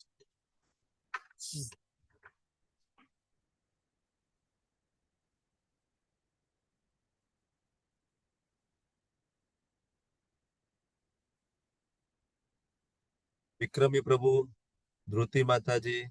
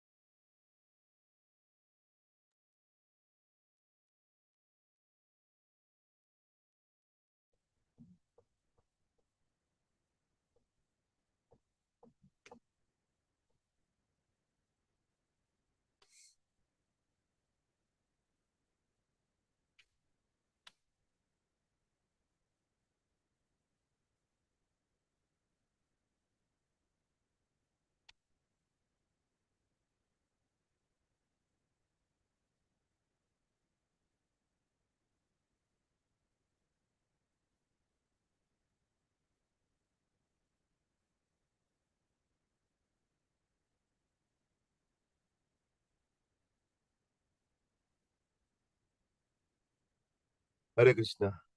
તો 2 રૂમ હરે કૃષ્ણ પ્રભુજી. કહી દઉં છું. પહેલા રૂમ વાળા સપોર્ટ ગ્રુપ, બીજો group. Who is leader? Leader હોય એને એનો વિડીયો ઓન કરવાનો છે અને એ બેને આપણે સ્પોટલાઇટ કરીશું. તમે બંને ચર્ચા કરીશો, અમે બધા સાંભળશું. મારે કઈ બોલવાનું નથી, બીજા બધા સાંભળવાનું. અમે લીડર અગેન્સ્ટમાં છીએ નંબર 1, પ્રભુજી. Who is leader? Group 1, room number 1, who is leader? હરે કૃષ્ણ પ્રભુજી, હું છું આશિતા. અસિતા માતાજી. And room number 2, who is leader? હરે કૃષ્ણ પ્રભુજી, હું અનિતા માતાજી. અનિતા માતાજી અને આશિતા માતાજી. ચલો આમને સામને યુદ્ધ. હા, તમે પેલા બોલો આશિતા માતાજી, એટલે પછી સામે હું બોલું. એક મિનિટ મારી વાત. એવું ઓકે પ્રભુજી, કોણ પહેલા બોલશે? પ્રભુજી કેમ કરીએ? હા, તમે મારી વાત સાંભળો. તમે બંને એવા મુદ્દાને રજૂ કરશો કે તમે એકાબીજાના મુદ્દાને કાઉન્ટર કરશો. એટલે જ કોણ પહેલા બોલશે પ્રભુજી? યસ, તો શરૂઆત કરીશું સપોર્ટ ગ્રુપ તરફથી. Who is support group? Room number 1 is Asita માતાજી. ઓકે. હા પ્રભુજી. અને બીજા અનિતા માતાજી, એમને પણ હું સ્પોટલાઇટ કરું છું. At spotlight. ઓકે, બંનેના વિડીયો તમારી સામે વિઝિબલ છે એક સાથે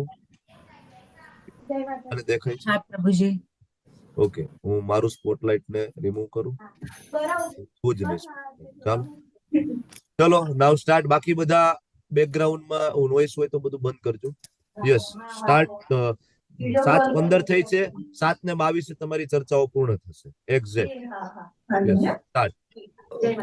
હરે કૃષ્ણ. સો પ્રભુપાદ અહીંયા જે કહી રહ્યા છે કે વર્ણાશ્રમ ધર્મ પ્રમાણે સ્ત્રીઓનું જે વ્યવસ્થા કરવામાં આવી છે એ ઉત્તમ પ્રજાના ઉત્પત્તિ માટે છે. એટલે જો એ ધાર્મિક રીતે પરોવાયેલી રહે તો એ જે પ્રભુપાદનું સ્ટેટમેન્ટ છે એ હું એને કે સાચી વાત છે કે જે આપણે શાસ્ત્રોમાં પણ લખ્યું છે કે સ્ત્રીઓ જ્યારે નાના હોય ત્યારે પિતાના અંડરમાં સંરક્ષણમાં રહે, જ્યારે પછી હોય તો પતિના સંરક્ષણમાં અને પછી પુત્રના સંરક્ષણમાં રહે. એટલે એ શાસ્ત્રમાં પણ લખેલું છે કે એ જરૂરી છે. બીજું એવું છે કે વર્ણાશ્રમ ધર્મની વાત કરી છે તો વર્ણ ધર્મની અહીંયા ઘણી વધારે વાત મને લાગે છે કે જે અલગ અલગ જે વર્ણ જે છે 4, તો જો એ જો સ્ત્રીને એ જો સતીત્વ અને એ જે ઉત્તમ પ્રજા માટેની જે વાત છે તો કે એ વસ્તુ જો સચવાય ના કે અમુક સ્ત્રી ના વર્ણની સ્ત્રી અમુક વર્ણમાં જ જવું જોઈએ, પતિ ને આફ્ટર મેરેજ ને એ બધી વસ્તુઓ જો ના સચવાય તો પણ એ વર્ણ સંકર પ્રજા ઉત્પન્ન થાય. એટલે એ વસ્તુ પણ સાચવવી જરૂરી છે. એટલે પ્રભુપાદનું કહેવું છે વર્ણ ધર્મ એ પણ આના માટે જરૂરી છે. Okay, now counter by Anita Ba Gohil માતાજી. 1 by 1. એક બોલશે, બીજા બોલશે. હા, એ તો વર્ણાશ્રમ ધર્મની વાત તો એકદમ બરાબર છે.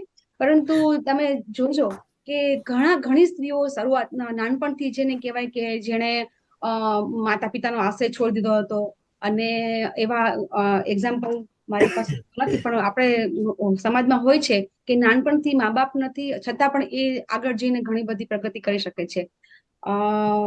એમાં એવું નથી જરૂરી કે એને કોઈને સપોર્ટ જોઈએ જ છે. અને સ્ત્રી ખરેખર એનામાં સાહસિકતા અને ઘણા બધા એવા બધા ગુણ હોય છે કે જેથી કરીને એ પોતાનું ઘર છે એ એવું કે છે કે સ્ત્રી જ ચલાવી શકે છે. અને એમાં આપણે ઘણા બધા એવા એક્ઝામ્પલ છે. આજે એને એ સ્ત્રી જ છે કે જે આખું ઘરમાં એનું જે બાળકો છે અને એનું જે ઘરનું સંચાલન છે એની પાસે જો થોડી સંપત્તિ હોય કે વધારે સંપત્તિ હોય એ પ્રમાણે પોતું મેનેજમેન્ટ બધું કરી શકે છે. અને કોઈ એમાં એને કોઈ સાથ સહકારની જરૂર રહેતી નથી. કાઉન્ટર બાય અસિતા માતાજી. હા, તો સ્ત્રીઓ સાહસિક હોય છે, બુદ્ધિશાળી હોય છે. આ બધી વસ્તુઓ યોગ્ય છે. પહેલાના જમાનામાં પણ સ્ત્રીઓ યુદ્ધમાં નથી જતી, પણ એમને યુદ્ધનું બધું નોલેજ ને બધી વસ્તુ હતી, છતાં પણ એમને યુદ્ધમાં નતા જવા દેતા. બુદ્ધિશાળી પણ હતા જ. આપણામાં એમાં પણ દ્રૌપદીજી ને સીતા માતાજી ને બધા જ બુદ્ધિશાળી હતા. પણ છતાં પણ એમના માટે એક પરફેક્ટ કામ તરીકે એમને જે શું કરવાનું છે એ બધી વસ્તુઓ શાસ્ત્ર પ્રમાણે જ લિસ્ટેડ હતી. એ કરવાનું એમને વધારે કહેવામાં આવતું હતું.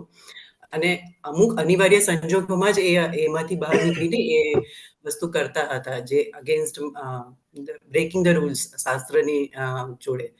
તો અને ઓફકોર્સ સ્ત્રીઓ બધું કરી શકે છે, એવા ઉદાહરણ ઘણા છે, કોઈને આનાકાની ના કરી શકે એમાં, પણ એ પર્સન્ટેજની વાત છે કે કેટલી સ્ત્રીઓમાંથી કેટલી સ્ત્રી એવી હોય છે કે જે વિધાઉટ સપોર્ટ બધી રીતે સારા જ રસ્તે વળી શકે છે, કે જો પર્સન્ટેજ જોવા જઈએ એનો સર્વે કરીને તો કદાચ એ વસ્તુમાં એ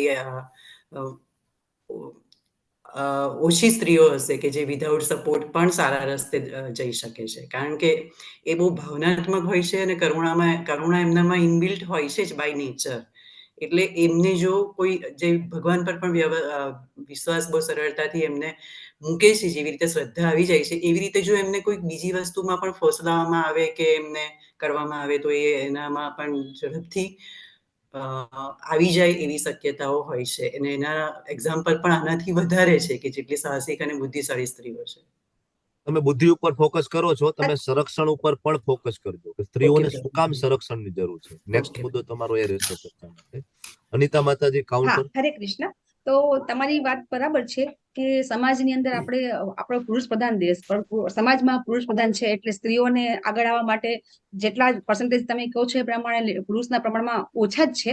તો એના સામે તમને એક વસ્તુ હું એ પણ કહીશ કે જે સંખ્યાની દ્રષ્ટિએ જે છે તો આપણને ખબર છે કે સ્ત્રીઓની સંખ્યા પુરુષોની કમ્પેરિઝનમાં આપણે ઓછી છે, અને એ રીતે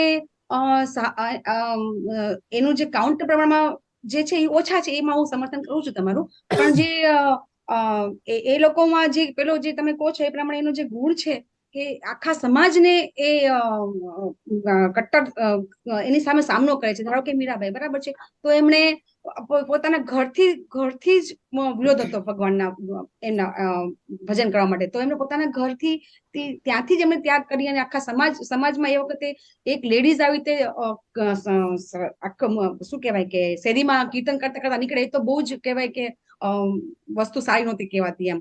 છતાં પણ મીરાબાઈએ એ વસ્તુ જોઈતી. આ સિવાય આપણા અત્યારની વાત કરી દ્રૌપદી મુર્મુ બરાબર છે, તો એ એકદમ પછાત જ્ઞાતિમાંથી આવેલા છે અને એ અત્યારે ખૂબ આગળ છે. અને આવી રીતે તો ઘણા બધા દાખલા છે આપણા ઇતિહાસમાં. ઝાંસીની રાણી લક્ષ્મીબાઈની વાત કરીએ તો એમને તો એમના પતિ કરી શકતા હતા કે રાજ્ય કરી શકે એવા હતા, બરાબર છે, તો છતાં પણ લક્ષ્મીબાઈ પોતે રાજ્ય ચલાવતા હતા.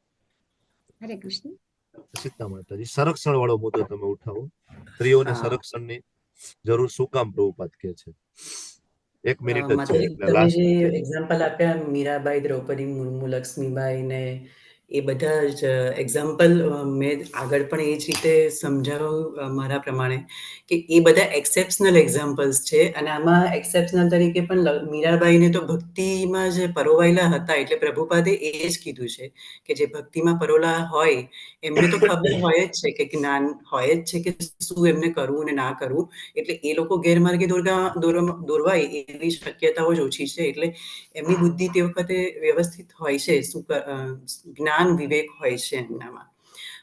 અને સંરક્ષણની વાત ચાલે છે, તો સંરક્ષણ એટલે સ્ત્રીઓ બધી જ બાય બર્થ કે બાય નેચર કે બાય ફેમિલી એમને પહેલેથી જ એમનામાં એવી રીતે જ ક્વોલિટીઝ ડેવલપ કરવામાં આવી હતી કે નેચર પણ એને સપોર્ટ કરે, કે એમને ઘરના માં ધર્મનું પ્રધાનતા રાખવાની છે, પતિને અને ઘરમાં બધી વસ્તુઓ સચવાવી જોઈએ અને બધાનું ધ્યાન રાખવાનું છે, સારી પ્રજાને પણ એટલા માટે બાળકોનું પણ ધ્યાન રાખવાનું છે, અને એ રીતે એમને આહારનું પણ ધ્યાન રાખવાનું છે. એટલે એમને એ રીતે શિક્ષણ આપવામાં આવ્યું હતું, એટલે એમને સંરક્ષણની જરૂર પણ હતી કે જો એ લોકો પણ વ્યવસ્થિત રીતે બધી વસ્તુઓને સમજે ને વ્યવસ્થિત માર્ગે રહે તો એ આગળ બધી વસ્તુઓ સારી રીતે કરી શકે. Okay, topic over, time is over. Thank you so much. ખૂબ ખૂબ ધન્યવાદ બધા પાર્ટિસિપન્ટનો આ ચર્ચામાં ભાગ લેવા બદલ. ઓકે, હજી આમાં ઘણા બધા મુદ્દા છે, મિસિંગ છે, બરાબર ને? તો જે ટોપિક હતો ચાણક્ય પંડિત સ્ત્રીઓને બુદ્ધિશાળી નથી માનતા, બરાબર, તો ખરેખર જે સપોર્ટ ગ્રુપ છે ને એવા ઘણા બધા એક્ઝામ્પલ લઈને આવવા જોઈએ. લાઈક દાસી મંથરા રામચંદ્ર જે વખતે હતી, એની બુદ્ધિની ખબર છે ને. સ્વયં માતા કૈકેયીજી, એને એ નિર્ણય શક્તિ ત્યારે વાપરીને રામચંદ્રજીને વનવાસમાં મોકલ્યા, બરાબર. અને પ્રભુપાદ જે તાત્પર્યમાં આપે છે બીજું કે સ્ત્રીઓને પ્રોટેક્શનમાં મૂકવા રહેવું જોઈએ. તો પ્રભુપાદ એકચ્યુઅલી શું કામ એવું કહે છે ખબર છે? પ્રોટેક્શનમાં રહેવું જોઈએ. કારણ કે આપણે સ્ત્રીઓને James, it's like A Mani, it's like એ રત્ન. રત્નને બજારમાં ખુલ્લો ના મૂકવાનો, એ બધા માટે નથી, ઇટ્સ નોટ પબ્લિકલી. સ્ત્રીઓનું સન્માન આપણા સમાજની અંદર વૈદિક શાસ્ત્રમાં ઇટ્સ લાઈક એ રાણી, ઇટ્સ લાઈક એ ક્વીન. ને ક્વીન બધા માટે નથી. તમને ખબર છે ને, ક્વીન નું ખાલી મોઢું જોવાથી મોટા મોટા યુદ્ધ થયા છે આગળ. તમને યાદ છે ને કે મારે ખાલી તમારી રાણીનું મોઢું જોવું છે. આમાં તો બરાબર આખી સલ્તનતો, મોટા મોટા શાસનો ડૂબી ગયા. ઇટ્સ લાઈક એ જેમ, ઇટ્સ લાઈક રાણી જેટલું આપણે સન્માન આપીએ છીએ. એટલે પ્રભુપાદ કહે છે કે એમને પ્રોટેક્શન આપવાનું છે, બીકોઝ અમે એને સન્માન આપીએ છીએ. બરાબર, આ ફેવર ના મુદ્દાઓ હોવા જોઈએ તમારા. અગેન્સ્ટ ના મુદ્દાઓ કેવા હોય છે? અચ્છા, તો સ્ત્રીઓ બુદ્ધિશાળી નથી, તો શું પુરુષો ખરેખર બુદ્ધિશાળી છે? શું પુરુષોએ લીધેલા બધા નિર્ણયો આજ સુધી સાચા થયા છે? બરાબર, કારણ કે સ્ત્રીઓને તો પ્રથમ ગુરુ તરીકે શાસ્ત્રમાં વર્ણન છે. તો જો સ્ત્રી બુદ્ધિશાળી નથી તો પ્રથમ ગુરુ કેવી રીતના બની શકે? બધા સંસ્કારો કોનાથી મળી રહ્યા છે?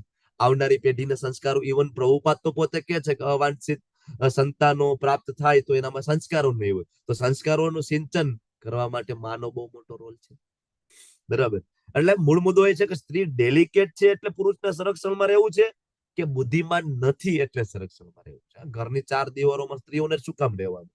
પુરુષોએ શું કામ બહાર જવાનું, સ્ત્રીઓએ અંદર રહેવાનું? આ બધા એના અગેન્સ્ટ ના મુદ્દા છે. બરાબર, અને સંરક્ષણમાં હજી આપણે વાત કરીએ ને, તો સ્ત્રીઓનું બોડી જે એની બનાવટ છે એ કુદરતી જેવી બનાવટ છે કે એમાં હોર્મોનલ ચેન્જીસ થતા હોય. જે લોકોને ખ્યાલ હશે, મેનોપોઝ નો પીરિયડ તમને બધાને ખ્યાલ હશે. મેનોપોઝલ પીરિયડ ની અંદર બોડીમાં એવા ફેરફાર થતા હોય છે કે સ્ત્રીનો સ્વભાવ ચીડિયો થઈ જાય. એનો ડિસિઝન પાવર છે એકદમ એ 5 વર્ષ 40 થી લઈને 45 વચ્ચે, એઝ અ ડોક્ટર તરીકે હું તમને કહું છું કે પીરિયડ છે, it's a menopausal period. Menopausal period ની અંદર સ્ત્રીઓની નિર્ણય શક્તિ છે એ ડિસ્ટર્બ થવાના ચાન્સીસ સૌથી વધારે. ઇવન આખા મહિનામાં રહેલા જે 5 દિવસ છે એમાં પણ એ સ્ત્રી ખૂબ ડિસ્ટર્બ હોય છે. બરાબર, શરીરથી અને મેન્ટલી પણ. તો હોર્મોનલ ચેન્જીસ એનામાં એ મુજબના થાય છે કે એ સમયે લીધેલા એના નિર્ણયો, એ સમયે એનો કરેલો ક્રોધ, બરાબર, એ કદાચ ખરાબ નિર્ણય આપી શકે. તમારા બધા સાથે થયું હશે ને. હું પુરુષ છું એટલે હું આ સમજી નથી શકતો, પણ તમે લોકો બધા માતાજીઓ છો, તમે બધા આ ફેઝમાંથી વારંવાર પસાર થયા હશો ને. બરાબર, મહિનામાં રહેલા એ 4-5 દિવસની અંદર તમારું જે મૂડ સ્વિંગ થઈ રહ્યું છે, જે તમારા મૂડમાં ચેન્જીસ થાય છે, નાની નાની વાતમાં તમારો ગુસ્સો, તમારો ક્રોધ ફૂટી નીકળે છે, રાઈટ? તો આ બધું તમે અનુભવ કર્યો છે. પ્રભુપાદ આ ડિટેલમાં જઈને એ સમજાવી રહ્યા છે. બરાબર, એવું નથી. પુરાણોમાં એ પણ વર્ણન છે કે મોટી મોટી વિરાંગનાઓ હતી, જે તમે વાત કરી, સ્ત્રીઓ. એવું નતું કે સ્ત્રીઓને સંરક્ષણમાં જ રહેવું પડ્યું હતું. મોટી મોટી વિરાંગનાઓ હતી. એ સ્ત્રીઓએ આખી મોટી શાસન કર્યું છે અને બીજા બધાને રક્ષણ આપ્યું છે. તો અહીંયા જે ખરેખર સંરક્ષણની વાત થાય છે, કુળની પરંપરા અને સંસ્કારોનું રક્ષણની વાત થાય છે. બરાબર, બાકી જો સ્ત્રીઓ જયારે રક્ષિત ના હોય ને, તો ભૌમાસુર જેવા લોકો બંદી બનાવે છે. શાસ્ત્રમાં વર્ણન છે 16,000 કન્યાઓને બંદી બનાવેલા. એટલે વડીલોના સપોર્ટની ખૂબ જરૂર છે. બરાબર, અને ઘણા બધા એમ કે ભાઈ આ સમય તો પુરુષ પ્રધાન દેશ હતો ને, એટલે સ્ત્રીઓને રાણીની જેમ રાખતા, અને એક પુરુષને 4, 5, 8, 10 પત્નીઓ હતી, કારણ કે ત્યારે સ્ત્રીઓ વધારે હતી, પુરુષો ઓછા હતા. બરાબર, આવા બધા સ્ટેટમેન્ટ આપી શકે. પણ ખરેખર પ્રભુપાદનું આ સ્ટેટમેન્ટ સમજવા માટે તમારે એક વસ્તુ એ સમજવી પડે કે શરીરના લેવલથી બહાર નીકળી અને આત્માના લેવલ ઉપર આવીને જ્યારે તમે આ ડિબેટ ચાલુ કરશો ને, તો જ તમે તમારો પ્રોપર ઓપિનિયન આપી શકશો. નહીતર તમે જે કાંઈ ઓપિનિયન આપો છો, જે કાંઈ આપણી ડિબેટ થઈ ને, એ દેહાત્મ ભાવમાં ડિબેટ થાય હંમેશા. તમે તમારો પર્સનલ જ એક્સપિરિયન્સ એની અંદર શેર કરતા હશો. બરાબર, કે કોઈ સ્ત્રી કોઈ પુરુષથી પ્રતાડિત થઈ છે, કોઈ ઓફિસમાં એનું શોષણ થયું છે, કોઈ સ્ત્રી ઉપર રેપ થયો છે, તો એ હંમેશા પુરુષ પ્રતિ ઘૃણા કરશે. અને કોઈ સ્ત્રીને એના પિતાજી, એના જે કઈ પતિ તરફથી ખૂબ સારો સપોર્ટ મળ્યો છે, અને સરસ એના મનની વાતો સમજીને સરસ મજાનું કહેવાય કે કેરિંગ એને જે એન્વાયરમેન્ટ પૂરું પાડ્યું છે, તો એ ફેવરમાં બોલશે. પણ એ બે પોતાના પર્સનલ ઓપિનિયન છે, બે દેહાત્મ ભાવમાં છે. આમાંથી બહાર નીકળીને જયારે આત્માના લેવલની ચર્ચા થાય, તો અને માત્ર તો જ સાચું કન્ક્લુઝન પ્રાપ્ત થાય, જે પ્રભુપાદ કહેવા માંગે છે. સ્ત્રી અને પુરુષ આપણે એમ કહીએ કે સમાન છે, પણ એ ધેટ ઇઝ ઇમ્પોસિબલ. મનની દ્રષ્ટિએ પુરુષ અલગ વિચારે છે, સ્ત્રી જુદું વિચારે છે. બેયની વિચાર શક્તિ જુદી છે.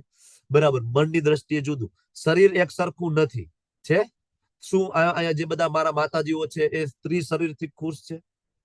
ઘણી બધી મુશ્કેલીઓ છે સ્ત્રી શરીરની અંદર, ઘણી બધી વિટંબણાઓ છે, ઘણી બધી એવા પેન સહન કરવા પડતા હોય છે, બરાબર ને? તમે લોકો સમજી શકો છો. તો ગમે એટલું આપણે કહીએ કે સ્ત્રી પુરુષ છે એ સમાન છે, પણ એ પ્રેક્ટિકલી પોસિબલ નહીં થાય. શરીરની બનાવટ એ રીતના નથી. બીજું, બુદ્ધિ એક સરખી નથી, અહંકાર પણ એક સરખો નથી. શરીર, મન, બુદ્ધિ, અહંકાર આ બધું છે એ ભૌતિક લેવલ ઉપર છે. પણ જયારે જો તમારે ખરેખર સમાનતાની વાત કરવી હોય તો તમારે આત્માના લેવલ ઉપર જવું પડશે. આત્માના લેવલ ઉપર વાત કરો તો તમે સમાનતાની વાત કરી શકશો. આજે આપણે પુરુષ સમોવડી સ્ત્રીને આ બધું પ્રચાર કરીએ પણ એ સક્સેસ નથી જતું, બરાબર? શું કામ? કારણ કે આત્માના લેવલથી નહીં, આપણે શરીરના લેવલથી જ વિચારીએ. એટલે પ્રભુપાદ અહીંયા જે વાત કરે છે સ્ત્રી બુદ્ધિશાળી નથી, એ કઈ બુદ્ધિની વાત કરે છે? બુદ્ધિના બે પ્રકાર છે, એક ઇમોશનલ બુદ્ધિ અને એક રેશનલ બુદ્ધિ. રેશનલ બુદ્ધિ એટલે કે જે એનાલિટિકલ બુદ્ધિ હોય, ડિસ્ક્રિમિનેશન પાવર વધારે હોય, બરાબર, કે ત્વરિત નિર્ણય શક્તિ હોય, એ રેશનલ ઇન્ટેલિજન્સ કહેવાય. અને બીજું એક ઇમોશનલ ઇન્ટેલિજન્સ છે. અહીંયા જે પ્રભુપાદ વાત કરે છે એ વાત કરી રહી છે કે સ્ત્રીઓમાં ઇમોશનલ ઇન્ટેલિજન્સ વધારે હોય. લાઈક તમને કહું તો જો આપણે માતા દ્રૌપદીનું ઉદાહરણ લઈએ, 5 પુત્રોને મારી નાખ્યા અશ્વત્થામાએ, બરાબર, અને કાળો કલ્પાત કરતા હતા તો અર્જુન આવ્યા અને શું કહ્યું કે શાંત થાવ, હું અશ્વત્થામાને બંદી બનાવીને લાવું, મસ્તક કાપી નાખીશ, તમે એના ઉપર ઉભા રહી જજો, તમારો ક્રોધ શાંત થઈ જશે, કઈ વાંધો નહીં. ગયા, પશુની જેમ બંદી બનાવીને લાવ્યા અર્જુન, અને જેવા અર્જુન બંદી બનાવીને લાવ્યા તો દ્રૌપદી માતાએ શું કહ્યું? છોડી દો, કઈ નથી, છોડી દો. શું કામ? તો કે જે ઓલી રેશનલ બુદ્ધિમાં જે તરત કન્વર્ટ થઈ ગયું. શું કામ? તો કે અંદરનો જે ઇમોશનલ ઇન્ટેલિજન્સ હતું ને એ હાવી થઈ ગયું રેશનલ બુદ્ધિ ઉપર. નિર્ણય શક્તિ ત્યાંનો નિર્ણય પાછો ચેન્જ થઈ ગયો. એટલે આ બહુ ઇમ્પોર્ટન્ટ છે, બરાબર, કે ઇમોશનલ ઇન્ટેલિજન્સ અને રેશનલ ઇન્ટેલિજન્સ છે એમાં બહુ તફાવત. હવે તમે ખરેખર જો દ્રૌપદી માતાની બુદ્ધિની વાત કરો તો દ્રૌપદી માતાને મહેલમાં 50,000 સેવિકાઓ હતી. કેટલી સેવિકાઓ? જે દાસીની વાત કરો ને, 50,000 સેવિકાઓ, અને 50,000 જે સેવિકાઓને 100% માતા દ્રૌપદી સંતુષ્ટ કરતા અને મેનેજ કરતા. બુદ્ધિ ના હોય તો કઈ રીતના સંતોષ કરી શકે? એક કામ વાળી તમે ના સાચવી શકો તમારા ઘરમાં. 50,000 દાસીઓને માતા દ્રૌપદી, બરાબર. પણ એ જ દ્રૌપદી જે છે, માતા દ્રૌપદી, જયારે ચીરહરણ થયું ત્યારે એને નિર્ભર થવું પડ્યું હતું. થયા હતા ને, મારી રક્ષા કરો, મારી રક્ષા કરો, બરાબર. તો ઘણા બધાને એમ થાય સ્ત્રીઓને નિર્ભર થવું પડ્યું. એટલે સ્ત્રીઓને તમે એવી વાત કરો છો કે સ્ત્રીઓને તમે તમારી અંડરમાં રાખવા માંગો છો. નહીં, ત્યાં 5 વ્યક્તિઓની વાત છે: બ્રાહ્મણ, સ્ત્રી, બાળક, વૃદ્ધ અને ગાય. આ 5 ને પ્રોટેક્શન ની વાત છે, નહીં કે ખાલી સ્ત્રીઓને. તો આ સ્ત્રીના સંદર્ભમાં વાત છે. એટલે બ્રાહ્મણ તો બુદ્ધિશાળી છે ને, સમાજનું હેડ છે ને, મસ્તક છે ને, શાસ્ત્રમાં લખ્યું છે કે એને પણ પ્રોટેક્શનની જરૂર છે અને એને પણ અંડરમાં રહેવાનું છે. એને પ્રોટેક્શનની જરૂર, ગાયને પ્રોટેક્શન, વૃદ્ધને પ્રોટેક્શન, બાળકને પ્રોટેક્શન અને સ્ત્રીને પ્રોટેક્શનની જરૂર છે, બરાબર. અને હવે વિચાર કરો કે પ્રોટેક્શન કોને મળે? હવાલદારને મળે કે પ્રાઇમ મિનિસ્ટરને મળે? નરેન્દ્ર મોદી સાહેબ આવે તો આજુબાજુમાં કેટલા બધા પ્રોટેક્શન, એની સિક્યુરિટી ટાઈટ હોય. હવે કોઈ હવાલદાર આવે તો એનું પ્રોટેક્શન હોય? ના હોય. પ્રોટેક્શન કોને મળે? પ્રોટેક્શન સન્માન આપવા માટે આપણે સ્ત્રીઓને આપીએ છીએ, શોષણ કરવા માટે નહીં. પણ ઘણા બધા એવા પુરુષ હોય છે કે જે એવો પ્રચાર કરતા હોય છે કે સ્ત્રીઓને પુરુષની અંદર રહેવાની જરૂર નથી. એકચ્યુઅલી એમાં એની મેન્ટાલિટી શું છે ખબર છે? કે સ્ત્રીઓ પુરુષની અંદરમાં ના રહે, ઘરની બહાર નીકળે, એકલી નીકળે અને અમે એનો ભોગ કરી શકીએ.